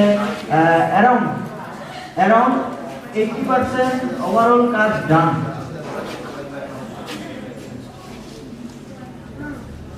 নেক্সট, এগুলো আমাদের product range. Then next break. Guys, একটা মানুষ তার ঘটে যাওয়া অতীত সম্পর্কে কখন জানতে চায়? Anyone guess? একটা মানুষ তার ঘটে যাওয়া অতীত থেকে কখন জানতে চায়? ডক্টর আবুল কালাম আজাদ স্যারের গল্প মানুষ কেন শুনে? বিল গেটসের কথা কেন বলে? রাইট। অ্যাচিভমেন্ট আছে, তাই না? আর যদি অ্যাচিভমেন্ট না থাকে তার গল্প কেউ শুনতে চায়? হ্যাঁ, তোমরা কি সেই মানুষটার গল্প শুনতে চাও যে মানুষটা তোমাদের সাথে দাঁড়িয়ে আছে এখন? হ্যাঁ, সেই মানুষটি কোথায় ছিল, এখন কোথায় আছে, কেউ জানতে চাও? ওকে, তো স্বভাবত যে ইন্ডাস্ট্রি সম্পর্কে বলেছি অলরেডি ডিসকাশন এবং ওভার। ডাইরেক্ট সেলিং এর সাথে এফএমসিজি জড়িত, এফএমসিজির সাথে আমাদের ইন্ডাস্ট্রি জড়িত, আর এটার সাথে ইন্ডিয়ার top leadership team Sonu Sharma জড়িত। এখন সোনু শর্মা স্যারের কথা যদি আমি বলি, তার ইউটিউবে অনলাইনে সার্চ করলে আপনারা পাবেন ইউটিউবে এত জনপ্রিয়তা, around 8.13 million subscriber. This is not a small amount, this is not a small amount. Next ইনি হলেন গৌরব ভাটিয়া স্যার, একজন বাই প্রফেশন একজন ইঞ্জিনিয়ার। এনার সম্পর্কে যতই বলবো ততই কম হবে, কারণ লাইফের প্রত্যেকটা সেক্টরে জার্মানি মিস্ত্রি কোম্পানির সাথে জড়িত ছিল, আর 2004 সাল থেকে জব সেক্টরের সাথে জড়িত, অলরেডি কাজ করে যাচ্ছে। দেন যবে থেকে এই ইন্ডাস্ট্রির সাথে জড়িত হয়েছে, উইদিন অনলি 5 ইয়ার্সের মধ্যে তার লাইফস্টাইল, তার family background plus totally change. আর আমি যেটা মনে করবো 10 জেনারেশন পর্যন্ত তিনি কাজ করে ফেলেছেন। দেন নেক্সট, আর এই মানুষগুলোর সাপোর্টের কারণে আজকে বাংলাদেশ থেকে আমরা এই কাজগুলো করতে পারছি। রিসেন্টলি ইন্ডিয়া থেকে মাসখানেকের আমাদের ট্রিপ ছিল, আর এই ইন্ডাস্ট্রির সাথে জড়িত হওয়ার সময় হয় আমার মাত্র রাফ অ্যান্ড টাফলি 8 থেকে 9 মাস। আর আমি লাইফে কখনো নিজেও ভাবতে পারি নাই এই 8 থেকে 9 মাসের মধ্যে এরকম একটা পর্যায়ে আমি চলে আসতে পারবো। তো অ্যালং উইথ মাই ফ্যামিলি সেখানে আমরা গিয়েছিলাম ফুললি। স্যারের মাধ্যমে শুনুন, প্লিজ প্লে দ্য ভিডিও। দেখেন ভিডিওটা প্লে করুন।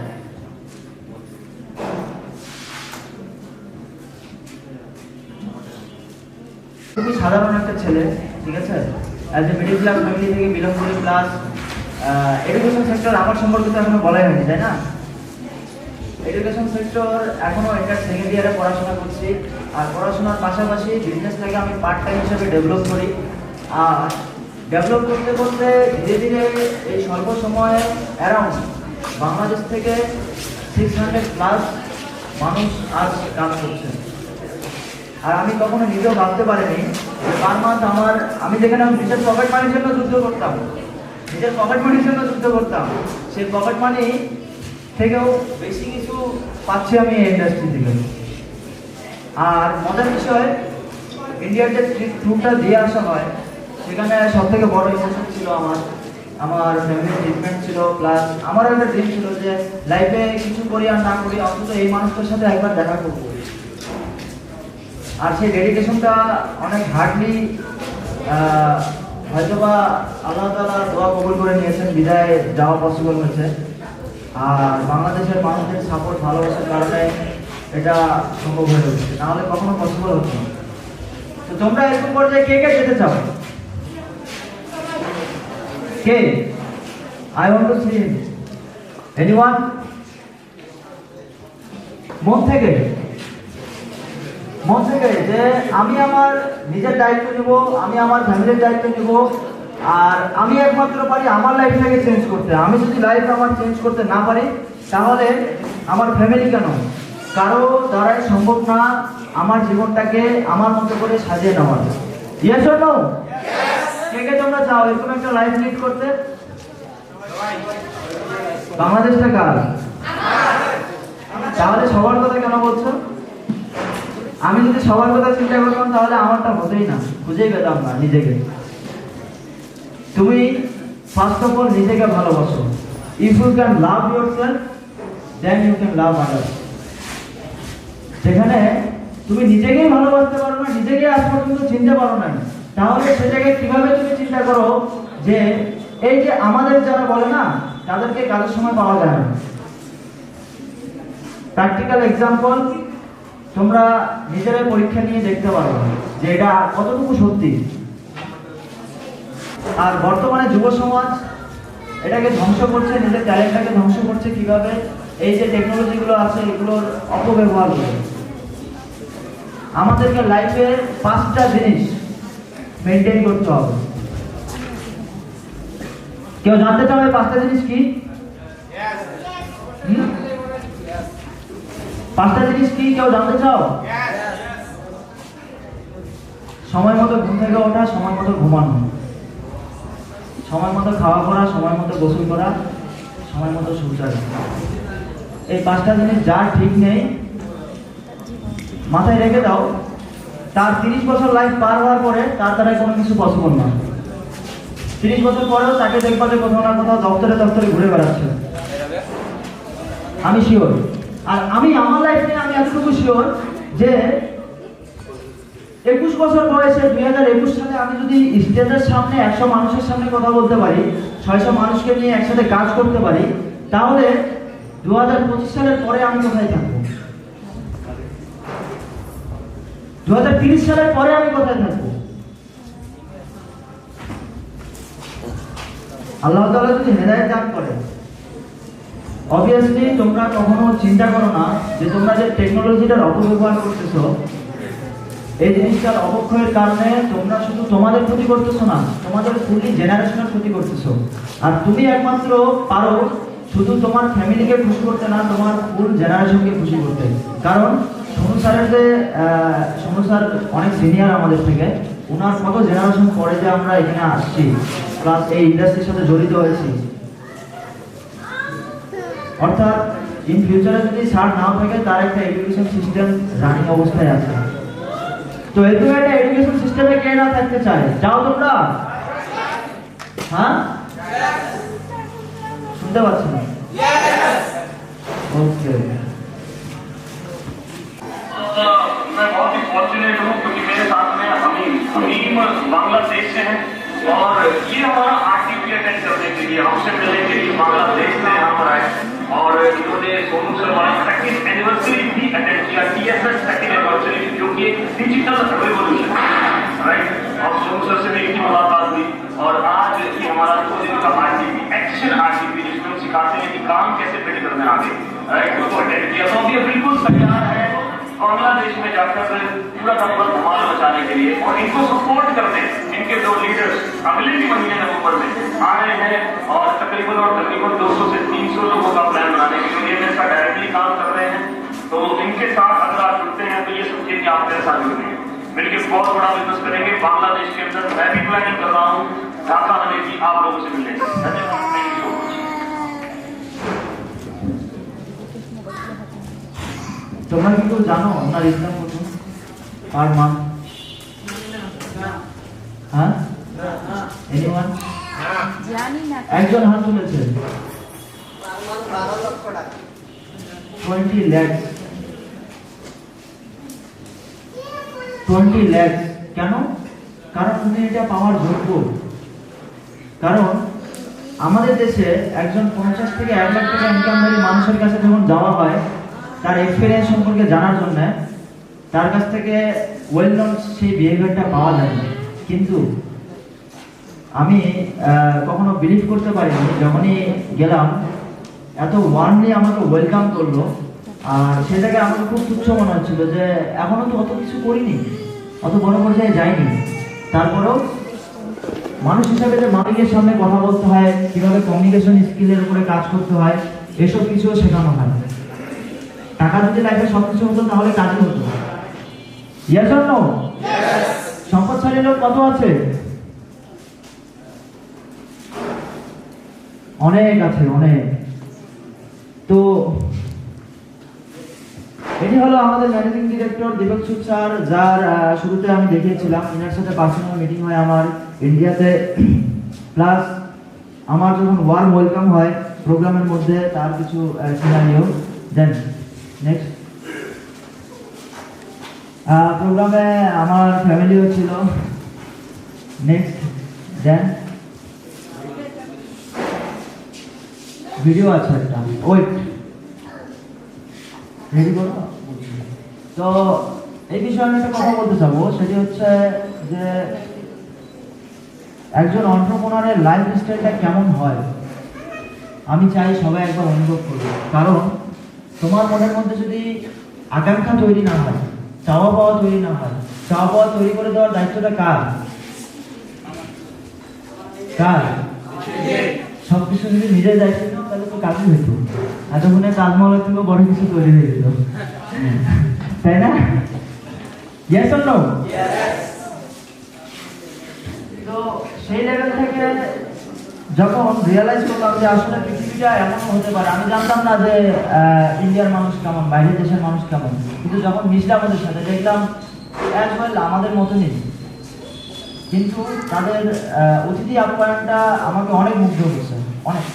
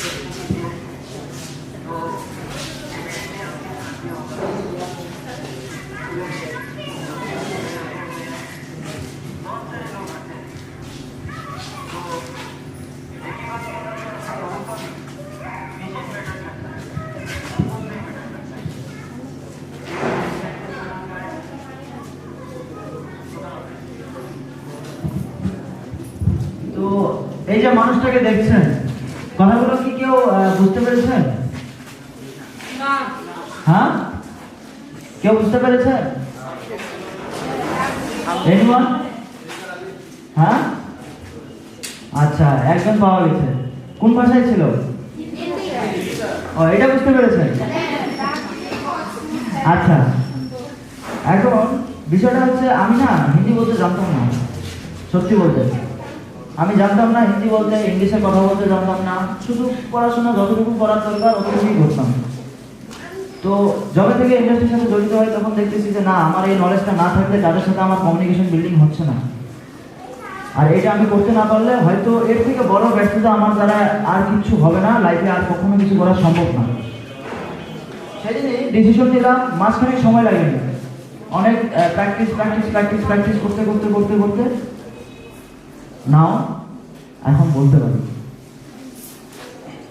এখন ইজিলি বলতে পারি।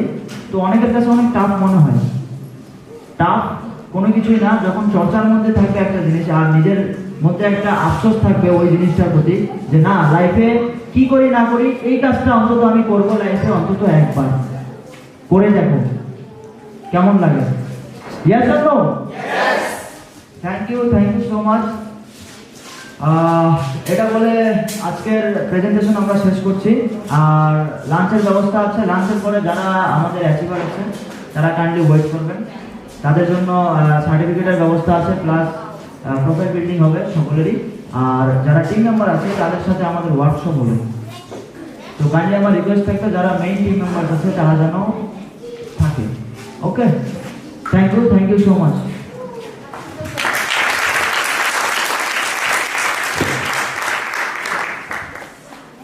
তোমার তোমাদের সামনে যে মানুষটি দাঁড়িয়ে আছে তার সামনে এক সময় আমি দাঁড়িয়ে থাকবো, আর আমার টিমের কাউন্সিলিং এক সময় আমি করব। চাও? হ্যাঁ, শিওর? আমিও এটাই চাই, যে মানুষগুলা আজকে সারাদিন আমাকে সময় দিল আর স্টেজের সামনে আছে, তারা এখানে থাকে, তাদের জন্য এই জায়গাটা, এটা না।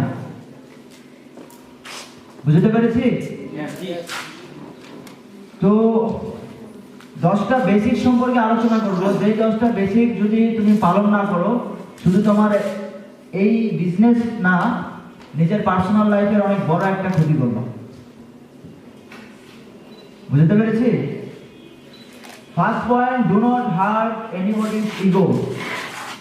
Please tell me someone, what do you mean by ego? attitude or self respect, okay, good, or kuch আর কিছু কেউ বলবা? কারণ মনে কিছু চলছে? ইগো বলতে কি বুঝেন? রাইট, অহংকার। অহংকার এজ এ এক্সাম্পল আমি দেই। আমি যদি বলি যে আমি হামিদ একটাই, আমার থেকে আর কেউ নাই, এটা কিন্তু গর্ব হবে। কিন্তু আমি যদি বলি এই কাজটা আমি ছাড়া আর কেউ করতে পারবে না, এটা কিন্তু অহংকার। যে এই কাজটা আমি ছাড়া আর কেউ করতে পারবে না। প্লেন আবিষ্কারের ঘটনা অবশ্যই জানো তোমরা? Yes or no? হ্যাঁ, জানো? হ্যাঁ, তো কে জনক? কে জনক? কে ইয়েস বলেছে অনেকে? হ্যাঁ, ওরা বলেছিল কি যে আমি লোহাকে হাওয়ায় উড়িয়ে দেবো, বলেছিল না? হ্যাঁ, কি নাম ওদের? দুজন ব্যক্তি ছিল, রাইট। এই দুইজন ব্যক্তি, ওদের চিন্তা ভাবনা ছিল যে আমরা লোহাকে হাওয়ায় উড়াবো, কিন্তু সেই সময় কি শুধু তারাই আবিষ্কার করতেছিল, আর কেউ ছিল না যারা এটা নিয়ে গবেষণা করতেছিল? হ্যাঁ, ছিল। সেই মানুষটা প্ল্যানিং করছে যে ওর আগে প্লেন তৈরি করবে। দুজনের উদ্দেশ্য কিন্তু আলাদা। একজন প্ল্যান করছে যে আমরা লোহাকে হাওয়ায় উড়াবো, আর আরেকজন প্ল্যান করছে কি ওর আগে আমি তৈরি করবো। এই কারণে ওর দ্বারা সফলতাটা আসেনি। তো ফার্স্ট অফ অল, কখনো কারো ইগোকে হার্ট করা যাবে না, নেভার। भाई किधर है तू? लाइट कौन चेंज करेगा? Next, do not keep any relationship with others spouse। কারণ এই একটা প্ল্যাটফর্ম যেখানে প্রচুর মানুষের সাথে তোমার সাক্ষাৎ হয়। দেখা যায় এমন একটা সময় আসবে যখন তুমি স্টেজে থাকবা আর তোমার টিমটা অনেক বড় হয়ে যাবে, তখন দেখবা যে অনেক ছেলে মেয়ে থাকবে। তো এটা তো সম্ভব না যে মানুষকে কিন্তু ভিশন দেওয়া অত সহজ না, কিন্তু ভিশন একবার দিয়ে দিলে সেই ভিশনটা ধরে রাখা আরো কঠিন। ভিশনটা ধরে রাখা রিয়েলি আরো কঠিন। আর সেই জিনিসটা লাইফে যদি হার্ড হয় কারো, ঠিক আছে, ওটার কারণে তুমি তোমার ক্যারিয়ার বরবাদ করে ফেলবা, পুরো ক্যারিয়ার। স্পাউস বলতে বুঝিয়েছে কারো বোন, কারো মা, ঠিক আছে? এদের সাথে অবৈধ কোনো সম্পর্ক রাখা যাবে না। Am I clear? Next. Do not do any financial dealing with anybody in the network। তোমার কোনো ফ্রেন্ডের সাথে প্ল্যান শেয়ার করতে গেলেও দোস্ত সবকিছুই ভালো লাগছে, সবকিছু ঠিকঠাক আছে, কিন্তু প্রবলেম হলো আমার হাতে বর্তমানে টাকা নেই, তুমি কিছু আমাকে ধার দাও। Never never ever, okay? Because of যে বিষয়গুলো আলোচনা করতেছে এগুলো কিন্তু কার্ডিনাল রুল বলতে বোঝায় হার্ট, হার্ট, ওকে? Next,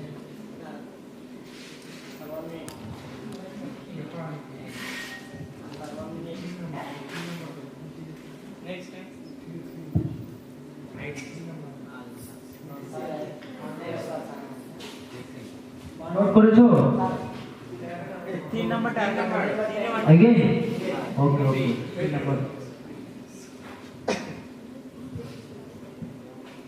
hurry up hurry up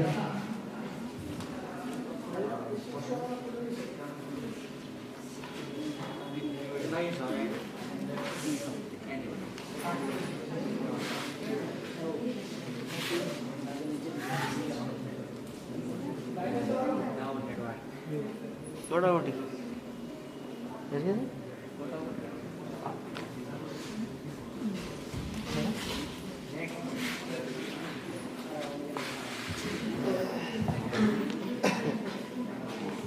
তোমরা কি কেউ রিয়ালাইজ করেছো ইন্ডিয়ার বেস্ট প্ল্যাটফর্মে তোমরা আছো?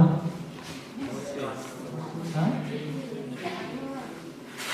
আর তোমরা অনেক লাকি, সিরিয়াসলি অনেক লাকি, কারণ অনেক ভালো লাগে যখন সেম বয়সী মানুষগুলা অ্যাচিভমেন্ট করে আর একসাথে থাকে, অনেক দূর পর্যন্ত পাড়ি দিতে পারে আর একটা লক্ষ্যকে স্থির করে কাজ করে, অনেক ভালো লাগে। Then do not discuss your business and pass any negative to your downline and crossline. ইদানিং আমি থাকার আগ পর্যন্ত ইদানিং রিসেন্টলি খুব এগুলো নিয়ে কথা হচ্ছে, এই ও তো cross line, a up line, a down line. No, always follow your active growing up line. কেউ যদি না থাকে আমার কাছে আসো, বুঝতে পেরেছি? তোমাকে সাপোর্ট দেওয়ার মতো কেউ না থাকলে তুমি ডিরেক্টলি আমার সাথে কন্ট্যাক্ট করো, কারণ তোমার অধিকার আছে। কারণ এমনটা হতে পারে না যে তোমার সাথে যে মানুষটা তোমাকে বিজনেস প্ল্যান দেখিয়েছে মানে ও তোমাকে ফুললি গাইডলাইন করতে পারবে। ইভেন আমিও করতে পারতাম না 3-4 মাস আগে, 5 মাস আগে আমিও করতে পারতাম না। কেন? এখন কেন পারতেছি? এখন কেন রিয়ালাইজ করতেছি? কারণ আমির স্যারের সাথে আর আমার ডিস্টেন্সটা অনেক, তোমরা সবাই জানো, অনেক না? অনেক। কিন্তু লাইফে মেন্টাল টাফনেস থাকাটা অনেক জরুরি, যেটা তোমাকে অনেক সাপোর্ট দিবে তোমার গোলগুলোকে অ্যাচিভ করতে। নেক্সট, নোট করেছো? কাইন্ডলি একটু ফাস্ট করো। হ্যাঁ,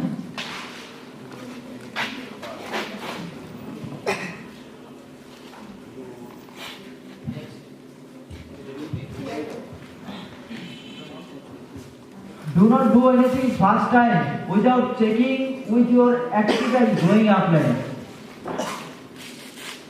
প্রথমবারের মতো কোনো কিছু করতে গেলে বিষয়টা কেমন হয়ে যায়, যখন কোনো ব্যক্তি নতুন আসে ওর মাথায় অনেক কাজ করে, প্রচুর টুকুর, ও মেধাবী হয়ে যায় অনেক। হ্যাঁ, পেপারে নিউজ দিয়ে দেবো, মাইকিং করে দেবো, ওই করবো সেই করবো, হ্যাঁ পাবলিশ করে দেবো, কিচ্ছু হবে না। তুমি যদি তোমার বেসিক ছাড়ে দিয়ে এই কাজগুলো করো, এগুলো একজন প্রজারের মতো আচরণ। ওকে, যে 3 ধরনের মানুষগুলো ছিলাম না, প্রজারের মতো আচরণ। ও, 3rd নাম্বার পার্সনটা তো বলিনি, কেউ তো আমাকে জিজ্ঞেস করলো না যে ভাই 3rd নাম্বার পার্সনটা কে? হ্যাঁ, মনে ছিল না, ভালো লাগতেছে না মনে হয়, মনেই ছিল না। হ্যাঁ, তোমরা কি জানতে চাও 3rd নাম্বার মানুষটা কে? হ্যাঁ, প্রফেশনাল, অ্যাজ লাইক সঙ্গীত শর্মা স্যার। এখানে উপস্থিত আমি যদি বলি, হিমেল, কুদ্দুস, অর্ণব প্রফেশনালি যারা কাজ করতেছে, অ্যাজ এ প্রফেশন হিসাবে যেটা নিয়েছে, বুঝতে পেরেছি? সাজিদ, সামজিদ, অনেকে আছে, অনেকে আছে। ওকে, ফার্স্ট টাইম যতই প্ল্যান আসুক না কেন, কেন এই কথাটা বলা হয়েছে, এটা বলার একটাই কারণ যে হয়তোবা তুমি যে ভুলটা করতে যাচ্ছ, তোমার সাথে থাকা মানুষটা ও এই ভুল করে ফেলছে, তো নিজে ভুল করে শেখা ভালো না অন্যের ভুল থেকে শেখা ভালো? কার ভুল থেকে শেখা ভালো? হ্যাঁ, সেজন্যই কিন্তু বই আবিষ্কার হয়েছে। কারণ বই এমন একটা জিনিস যেটার মধ্যে প্রত্যেকটা মানুষের পুরো জীবনগাথা লেখা থাকে। কেন লেখা থাকে জানো? যেন ওই বইগুলা পড়ে ওই মানুষটা তার লাইফের ভুলগুলা না করে।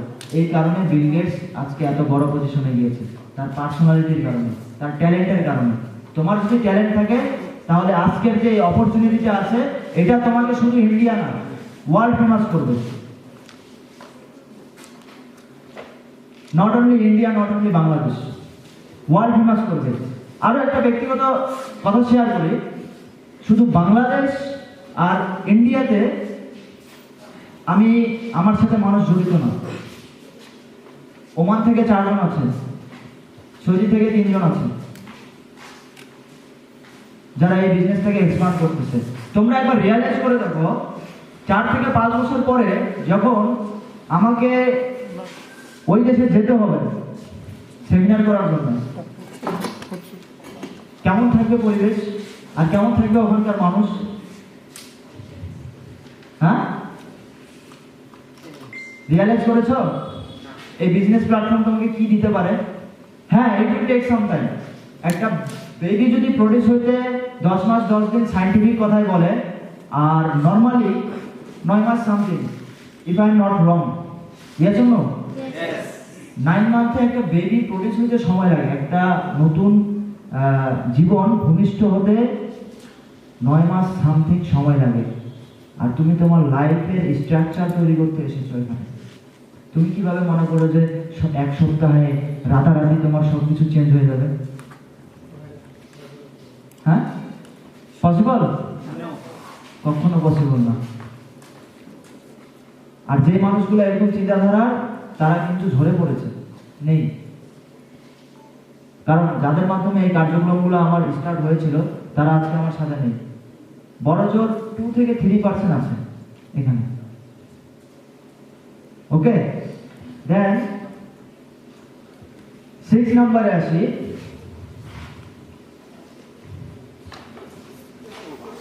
Do right use of your upline. তোমার যে অ্যাক্টিভ গ্রোয়িং আপলাইনটা আছে, যে তোমাকে সর্বদা তোমার জন্য দাঁড়িয়ে আছে, যে কখন কোথায় কিভাবে যেতে হবে, কোথায় প্ল্যান শুরু করতে হবে, কোথায় কাজ করতে হবে, সেটার জন্য অলওয়েজ তোমার পিছনে থাকে, তার অ্যাটলিস্ট এতটুকু মর্যাদাটা রাখো, এতটুকু রেসপেক্টটা রাখো যে ওই মানুষটার কারণে তুমি আজকে এখানে। এটা কখনো ভুলে যাইও না। মানুষকে কখনো 2টা জিনিস ভোলা উচিত না। জানো কেউ কি? হ্যাঁ, কেউ জানো?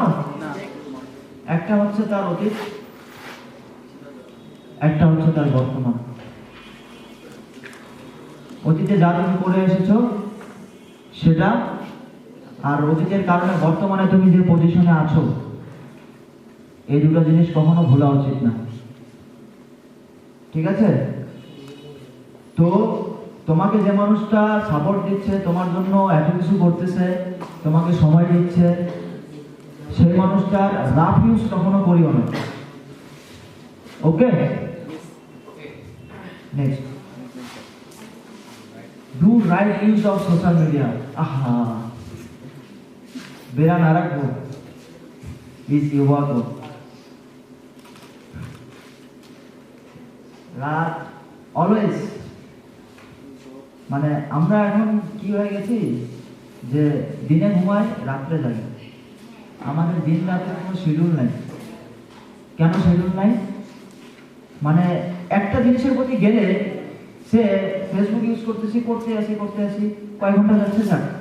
সোশ্যাল মিডিয়া ইউজ করতেছি, কয় ঘন্টা যাচ্ছে, ভিডিও দেখতেছি, মুভি দেখতেছি, টাইমটা স্পেন্ড করতেছি, মেসেঞ্জার করতেছি, মেসেজ দিচ্ছি, রিপ্লাই আসতেছে ভালো, রিপ্লাই দিচ্ছে না, কেন রিপ্লাই দিচ্ছে না? ও যে টাইপিং করতেছে ওটাও আমি দেখতেছি, ওয়েট করতেছি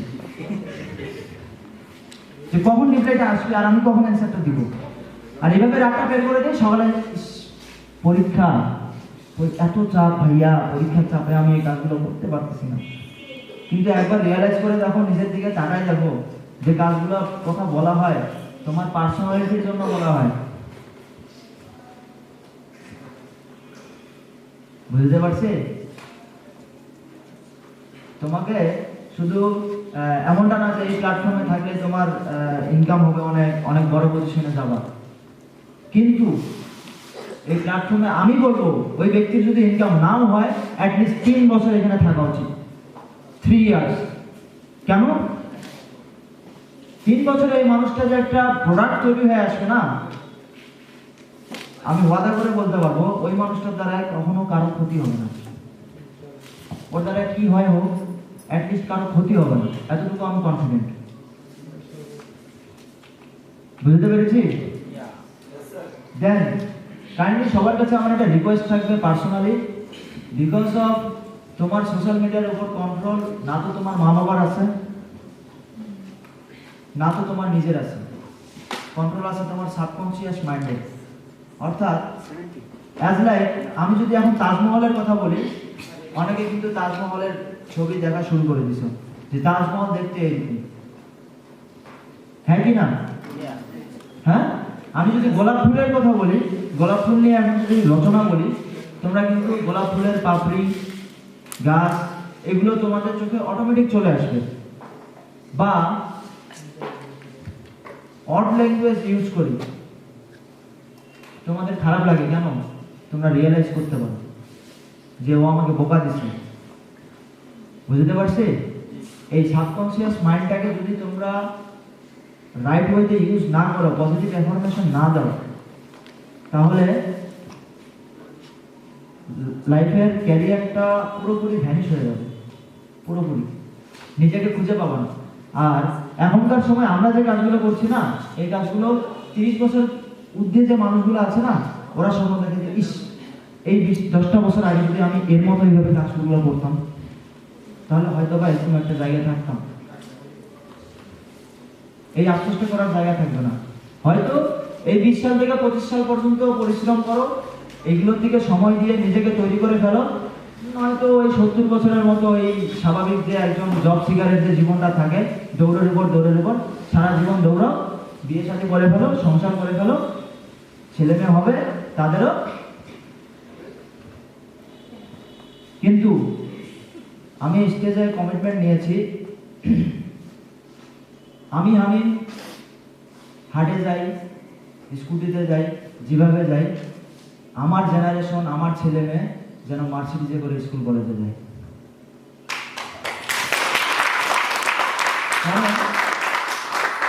আমার এতটুকুই চাওয়া যে আমার ফ্যামিলিকে যদি আমি সুখী রাখতে পারি, তাহলে আমি সুখী। মা বাবার থেকে বড় পৃথিবীতে এই দুনিয়াতে কেউ নাই। Yes or no? Yes. Then 8. Do only what is duplicable. অর্থাৎ যেই জিনিসটাকে ডুপ্লিকেট করা যায় সেই কাজটাই করো, কেউ কমপ্লিকেটেড করিও না। তোমার কাছে একটা নিউজ আসলো, ঠিক আছে, যে প্রোগ্রাম হবে বা অমুক জায়গায় একটা প্রোগ্রাম আছে, আসতে হবে, কিন্তু তুমি কি করলা, ওই পোস্টারটাকে আরো মডিফাই করে অনেক কিছু অ্যাড করে চেঞ্জ করলাম, অ্যাজ লাইক যে কমিউনিকেশনের যে লাইনটা দেখলো না, কেমন অবস্থা হয়ে গেছিল। এইভাবে যে নিউজটা একটা ছড়ানো হয়, একটা নিউজ দেওয়া হয়, একজন আরেকজনকে পাস করতে করতে করতে করতে দেখা যায় যে কি হয়ে যায় নিউজটা। হ্যাঁ, তোমরা কিন্তু নিজেরাই প্রমাণ দিয়েছো, তোমাদের মধ্যে থেকে এসেছে, বাকিটা তো দেখেছো, দেখোনি? মিস ইউজ হয়ে যায়। বুঝতে পেরেছি? হয়তো বা এখানে বোঝানো হয় একটা জিনিস, প্রকাশ করা হয় একটা জিনিস, অনেকে দেখবা যে এসেছে চলে গেছে, অনেকে লাঞ্চ পর্যন্ত ছিল, কিন্তু অনেকজনের মাথায় অনেক ইমেজ তৈরি হয়েছে, কিন্তু কারো মাথায় পজিটিভ, কারো মাথায় নেগেটিভ। যেমন সহজ একটা বিষয় দেখো, আজকের প্রোগ্রামের ফটোগ্রাফ যদি পোস্ট করা হয় ফেসবুকে, কেউ দেখবা লাইক দিবে, কেউ লাভ দিবে, কেউ ওয়াও দিবে, ঠিক আছে? যে এগুলো পছন্দ করে না সে অ্যাংরি দিবে। অথচ পোস্ট কিন্তু একটাই, পোস্ট একটাই। ইউটিউবে সবাই তো ধার্মিক, ধার্মিক না? হ্যাঁ, তো নিজেদের ধর্ম নিয়ে কারো কোনো ডাউট আছে? হ্যাঁ, নাই। তো ইউটিউবে অনেক ধার্মিক ভিডিও আছে, হয়তো বা তোমরা খেয়াল করে থাকবা ইউটিউবে লাইক আনলাইক দুটো অপশনই আছে, আছে কি নেই? হ্যাঁ, এমন একটা ধার্মিক ভিডিও দেখা যেটার মধ্যে আনলাইক নাই। হ্যাঁ, একটা ভিডিও আমাকে দেখাবো যেটার মধ্যে আনলাইক নেই, পারবা কেউ? তাহলে মানুষ স্বয়ং নিজের ধর্মকে নিয়ে তদারকি করে। তাহলে তুমি কিভাবে বলতে পারো যে একটা মানুষ হয়ে আরেকটা মানুষ তোমাকে সন্তুষ্ট করতে পারবে? পসিবল? হ্যাঁ, কখনোই পসিবল না, তাই না? নেক্সট,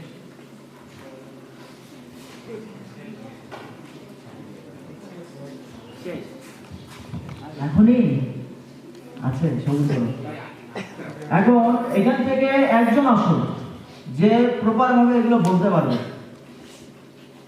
কার সাহস আছে যে আমি মনোযোগ দিয়ে সব শুনেছি, আমি বলতে পারবো 1 থেকে 8 পর্যন্ত? একজন, হারিয়ে সময় কম।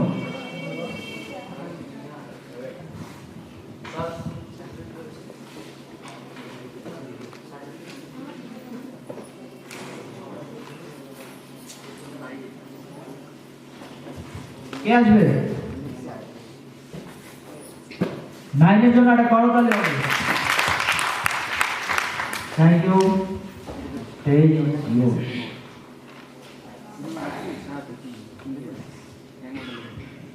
মেইন পয়েন্টগুলো শুরু করবা, ঠিক আছে?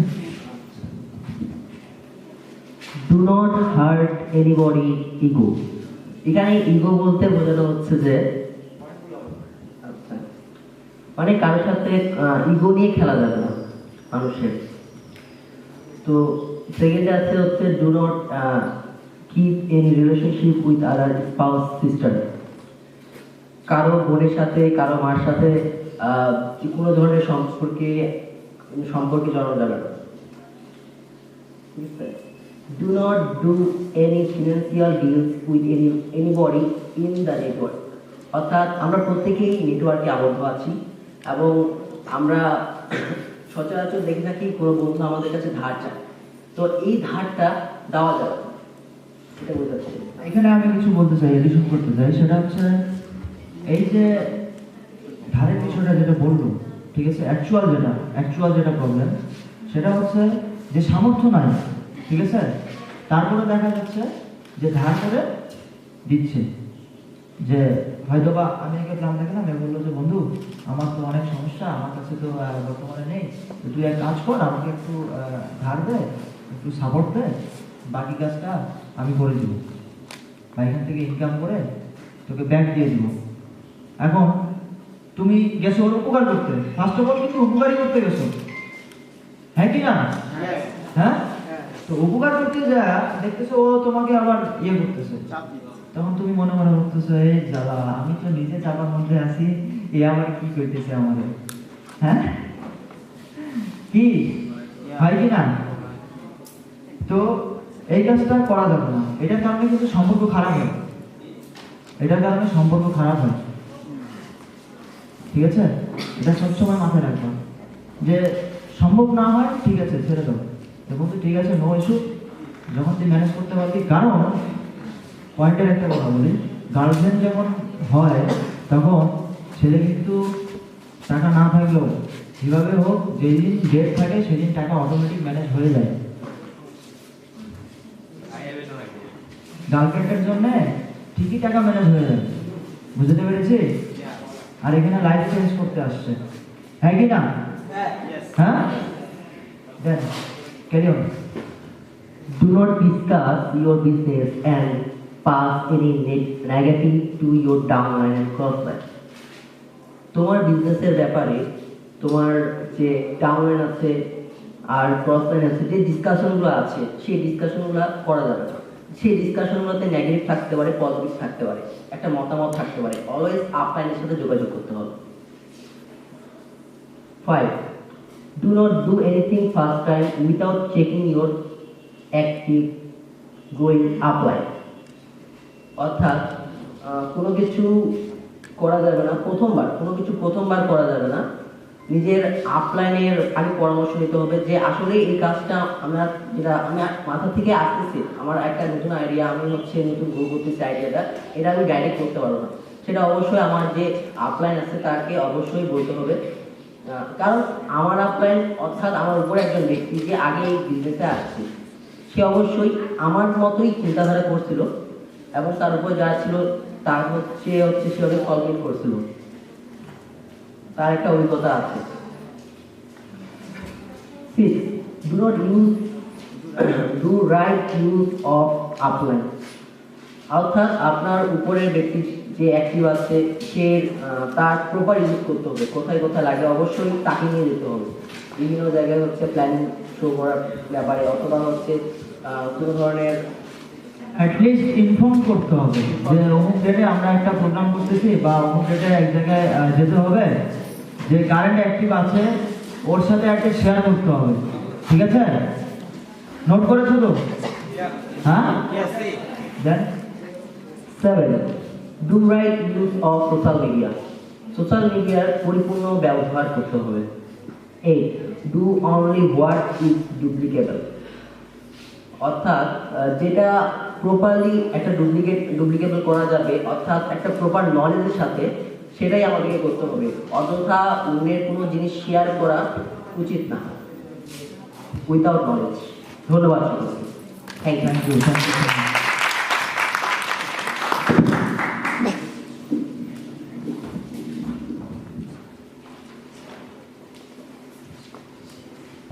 আচ্ছা, পরের স্লাইডে যাই। ওকে,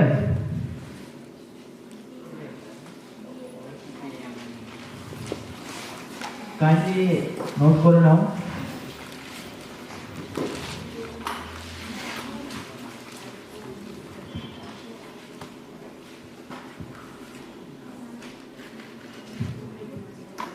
Be a man of honesty and integrity.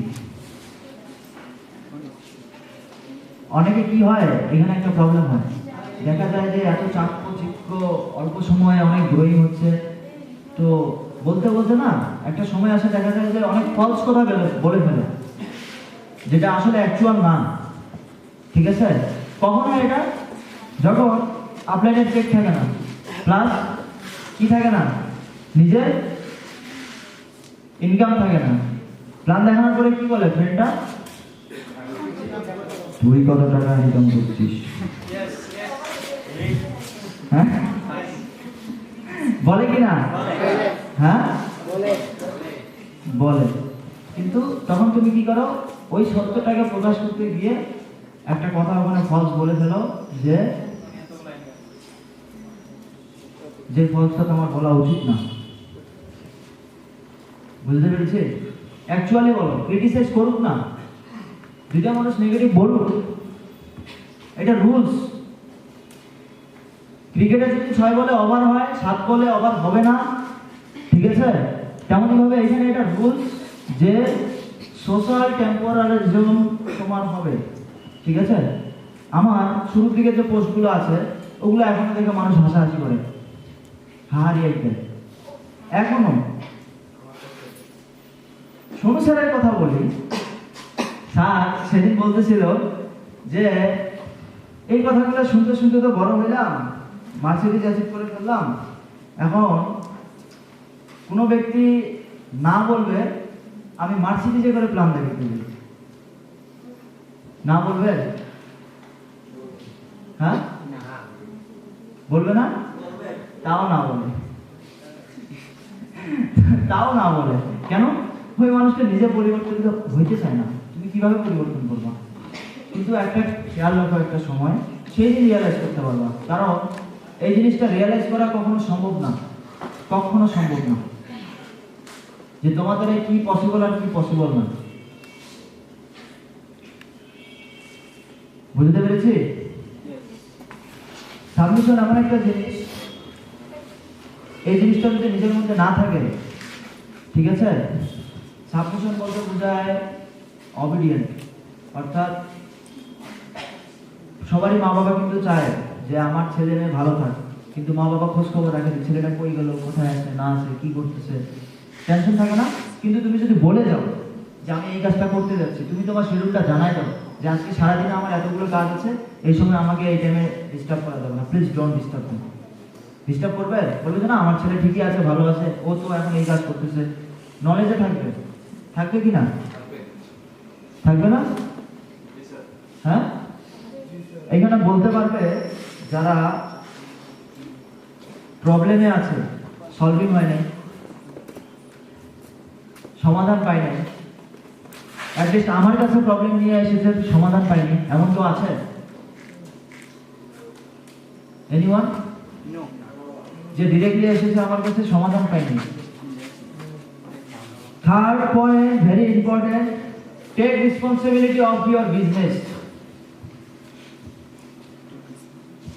Achieve করার পরে অ্যাচিভমেন্টটা যেমন তোমার থাকবে, তেমন বিজনেসটাও তোমার। তোমাকে পুরো দায়িত্ব নিতে হবে, কারণ আমি কালকে নাও থাকতে পারি। যদি বাই চান্স কালকে যদি সকালটা দেখার সুযোগ না হয় আমার দ্বারাই, কিন্তু এতটুকু আমি শিওর 600 লোকের মধ্যে কেউ না কেউ ডেডিকেটলি কাজ করবে, আর ওটার কারণে আমার বাসার খরচটা অন্তত আসবে, আমি না থাকবে। ওকে, তোমার অ্যাচিভমেন্ট নিয়ে মানুষ তখনই কথা বলবে, তোমার গল্প তখনই শুনতে চাবে যখন তোমার হাতে বলার মতো সেই সুযোগটা থাকবে, স্কোপটা থাকবে। নাহলে যে ব্যর্থ, ওরও কিন্তু বলার গল্পের শেষ নেই, অনেক গল্প আছে, সারাদিন যাও গল্প শেষ হবে না। দেন 4 number point, use we not I when conversing with team। যখন বিশেষ করে আমি বলবো যারা ফ্রন্টে আছে, হয়তোবা কোনো না কোনো কারণে কমিউনিকেশন গ্যাপ থাকতে পারে, কিন্তু যে ফার্স্ট রুলটা আমি বলেছিলাম, ইগো টাচ করা যাবে না। আর ইগো টাচের এই কারণটাই যথেষ্ট, যে আমি একাই যথেষ্ট, আমি কখনো আমার কথা একার কথা বলি না, সবসময় তোমাদের কথাই বলি, আর তোমাদেরকে নিয়ে চিন্তা করি যে তোমাদেরকে কিভাবে আমি এই পজিশনে নিয়ে আসবো। বুঝতে পেরেছি? কারণ বিজনেসের এথিক্সে আমাদের এটা, in your success lies our success. তোমাকে সফল করতে পারলে আমি সফল। Okay, next,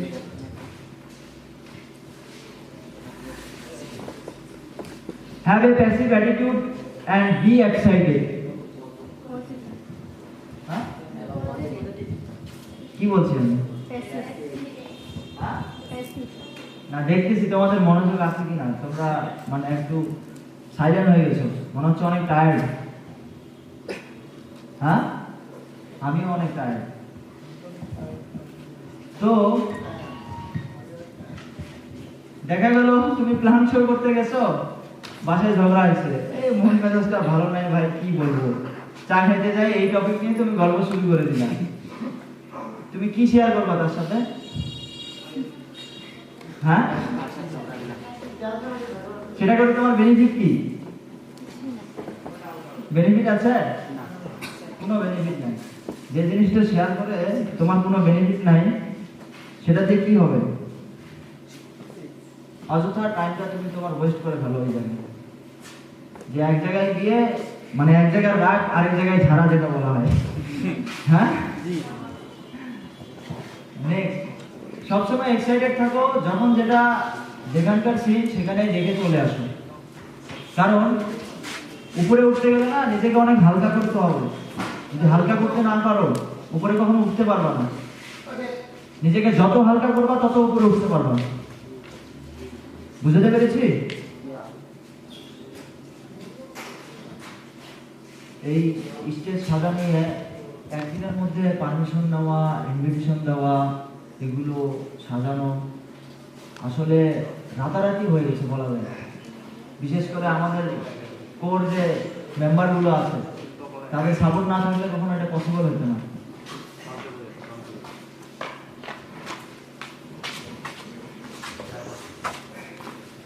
Then, no complain, no criticize.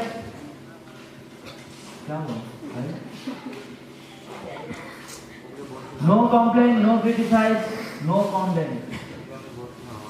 Last quarter meaning যে বলতে পারবে তার জন্য পুরস্কার আছে।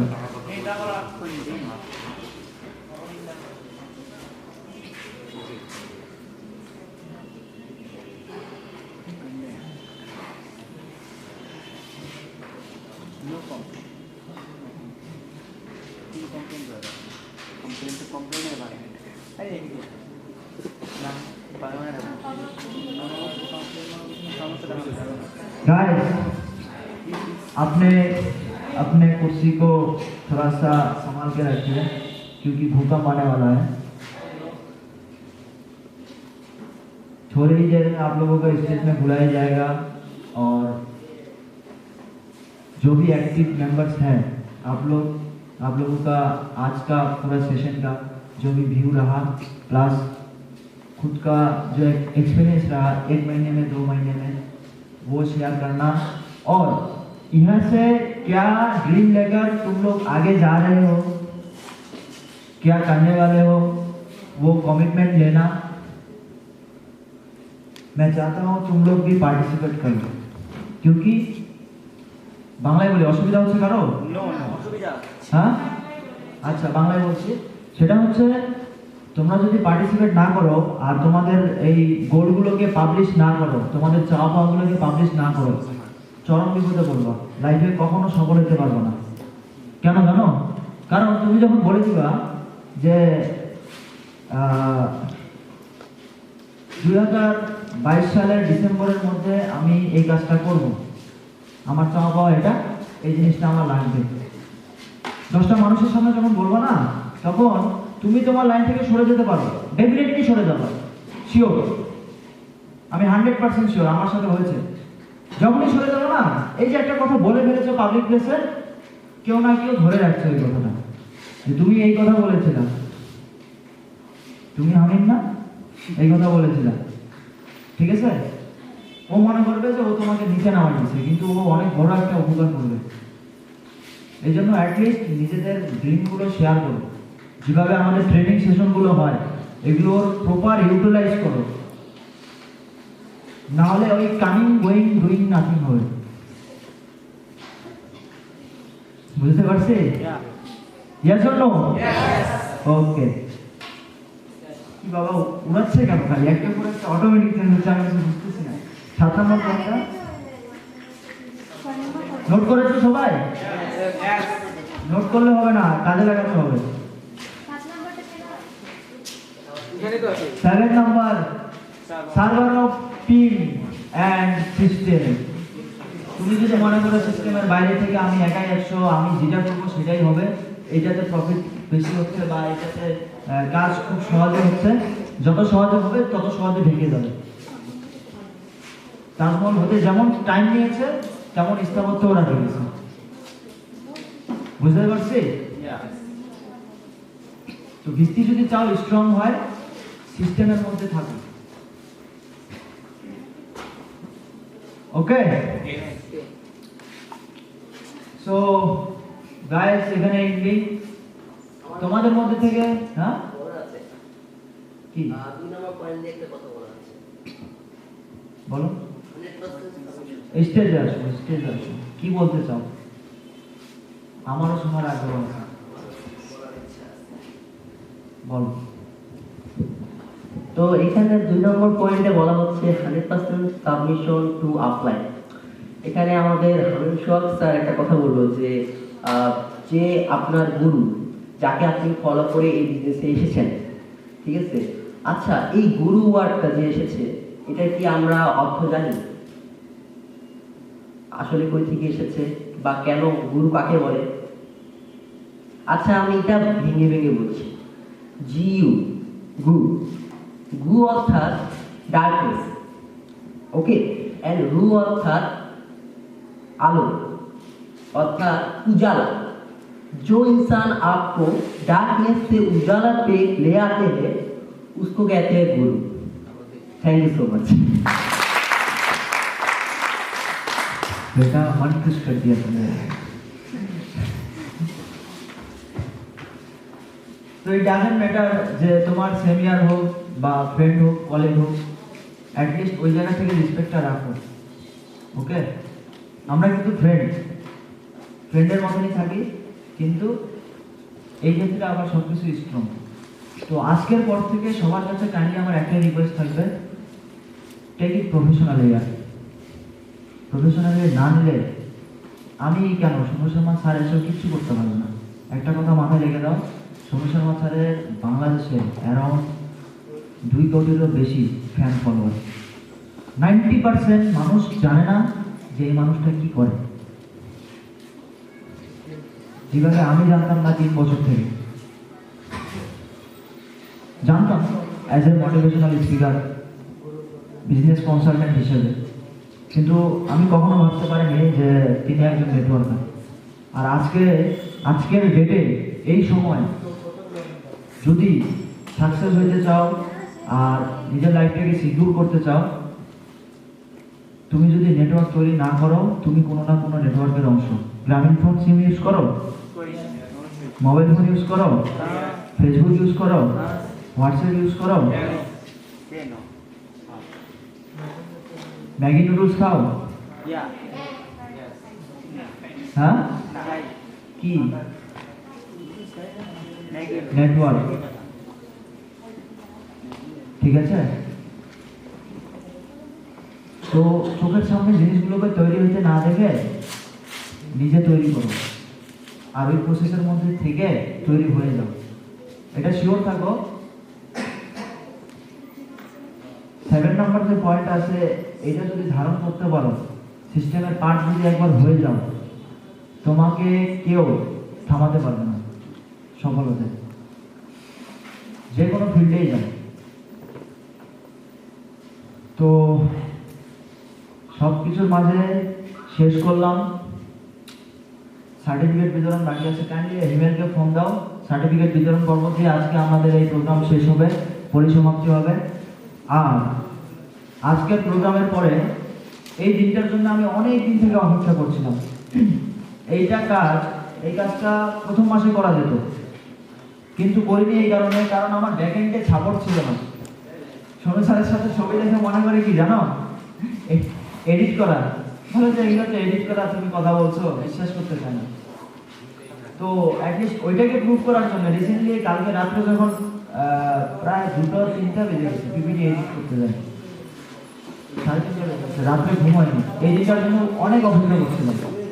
তো যাই হোক, হয়তোবা আমার কোনো কথা আচার আচরণে তোমাদের যদি কোনো খারাপ লেগে থাকে, আমি আন্তরিকভাবে দুঃখিত। কিন্তু তোমরা যে বিজনেস ফাইলগুলো পেয়েছো, প্লাস কাইন্ডলি 2জন ভলান্টিয়ার আসো, এই সামনে দাঁড়িয়ে আসো, প্রজেক্টর অফ করো। আর যারা 8% লেভেলে আছে, পার্টিসিপেন্টস আছে, তারা এক পাশে ইয়ে করো, লিস্ট আছে না, রেডি? ক্লোজ করে দেবো, সময় নেবো না। তো একটা বিষয় বলছিলাম, কি বলছিলাম না, তার আগে কি বলছিলাম, কারো খেয়াল আছে? বলো। হ্যাঁ, তো সেদিন থেকে ফোন করছি যে আগে ওনার সাথে দেখা করে আসবো, আর এটা করার জন্য যা কিছু করা লাগে তাই বলবো। তো একটু পরিশ্রমী হও, নিজের লাইফটাকে পজিটিভ করো, পজিটিভ একটা এনভায়রনমেন্টে থাকো, লাইফটা অনেক সুন্দর। বিশ্বাস করো, আমি যে ফিলিংসটা পেয়েছি ইন্ডাস্ট্রিতে থেকে স্বল্প সময়, জব সেক্টরে হয়তো বা 10 বছরেও পেতাম না। বুঝতে পেরেছি? আর আমি চাই আগামী বছর আমার সাথে বাংলাদেশ থেকে 100 পার্টিসিপেন্ট যার থেকে 90% মানুষ এখানকার, কারণ এদের সাথে আমার ফিজিক্যাল অ্যাটাচমেন্ট সব থেকে বেশি। আমি এই একটা জিনিসই সব থেকে বেশি মিস করছি সেই সময়, যে যদি আমার সাথীরা আমার সাথে থাকতো আরো অনেক এনজয় করতে পারতাম। কারণ বাইরের দেশের মানুষের সাথে ওদের এনভায়রনমেন্টের সাথে মিশে যাওয়া, ফ্রি হওয়া অনেক টাফ, ফ্রিলি কথা বলা অনেক টাফ। তারপর আরেক যন্ত্রণা, বাংলা বোঝে না, শুধু একটাই, আমি তোমাকে ভালোবাসি, আমার শোনার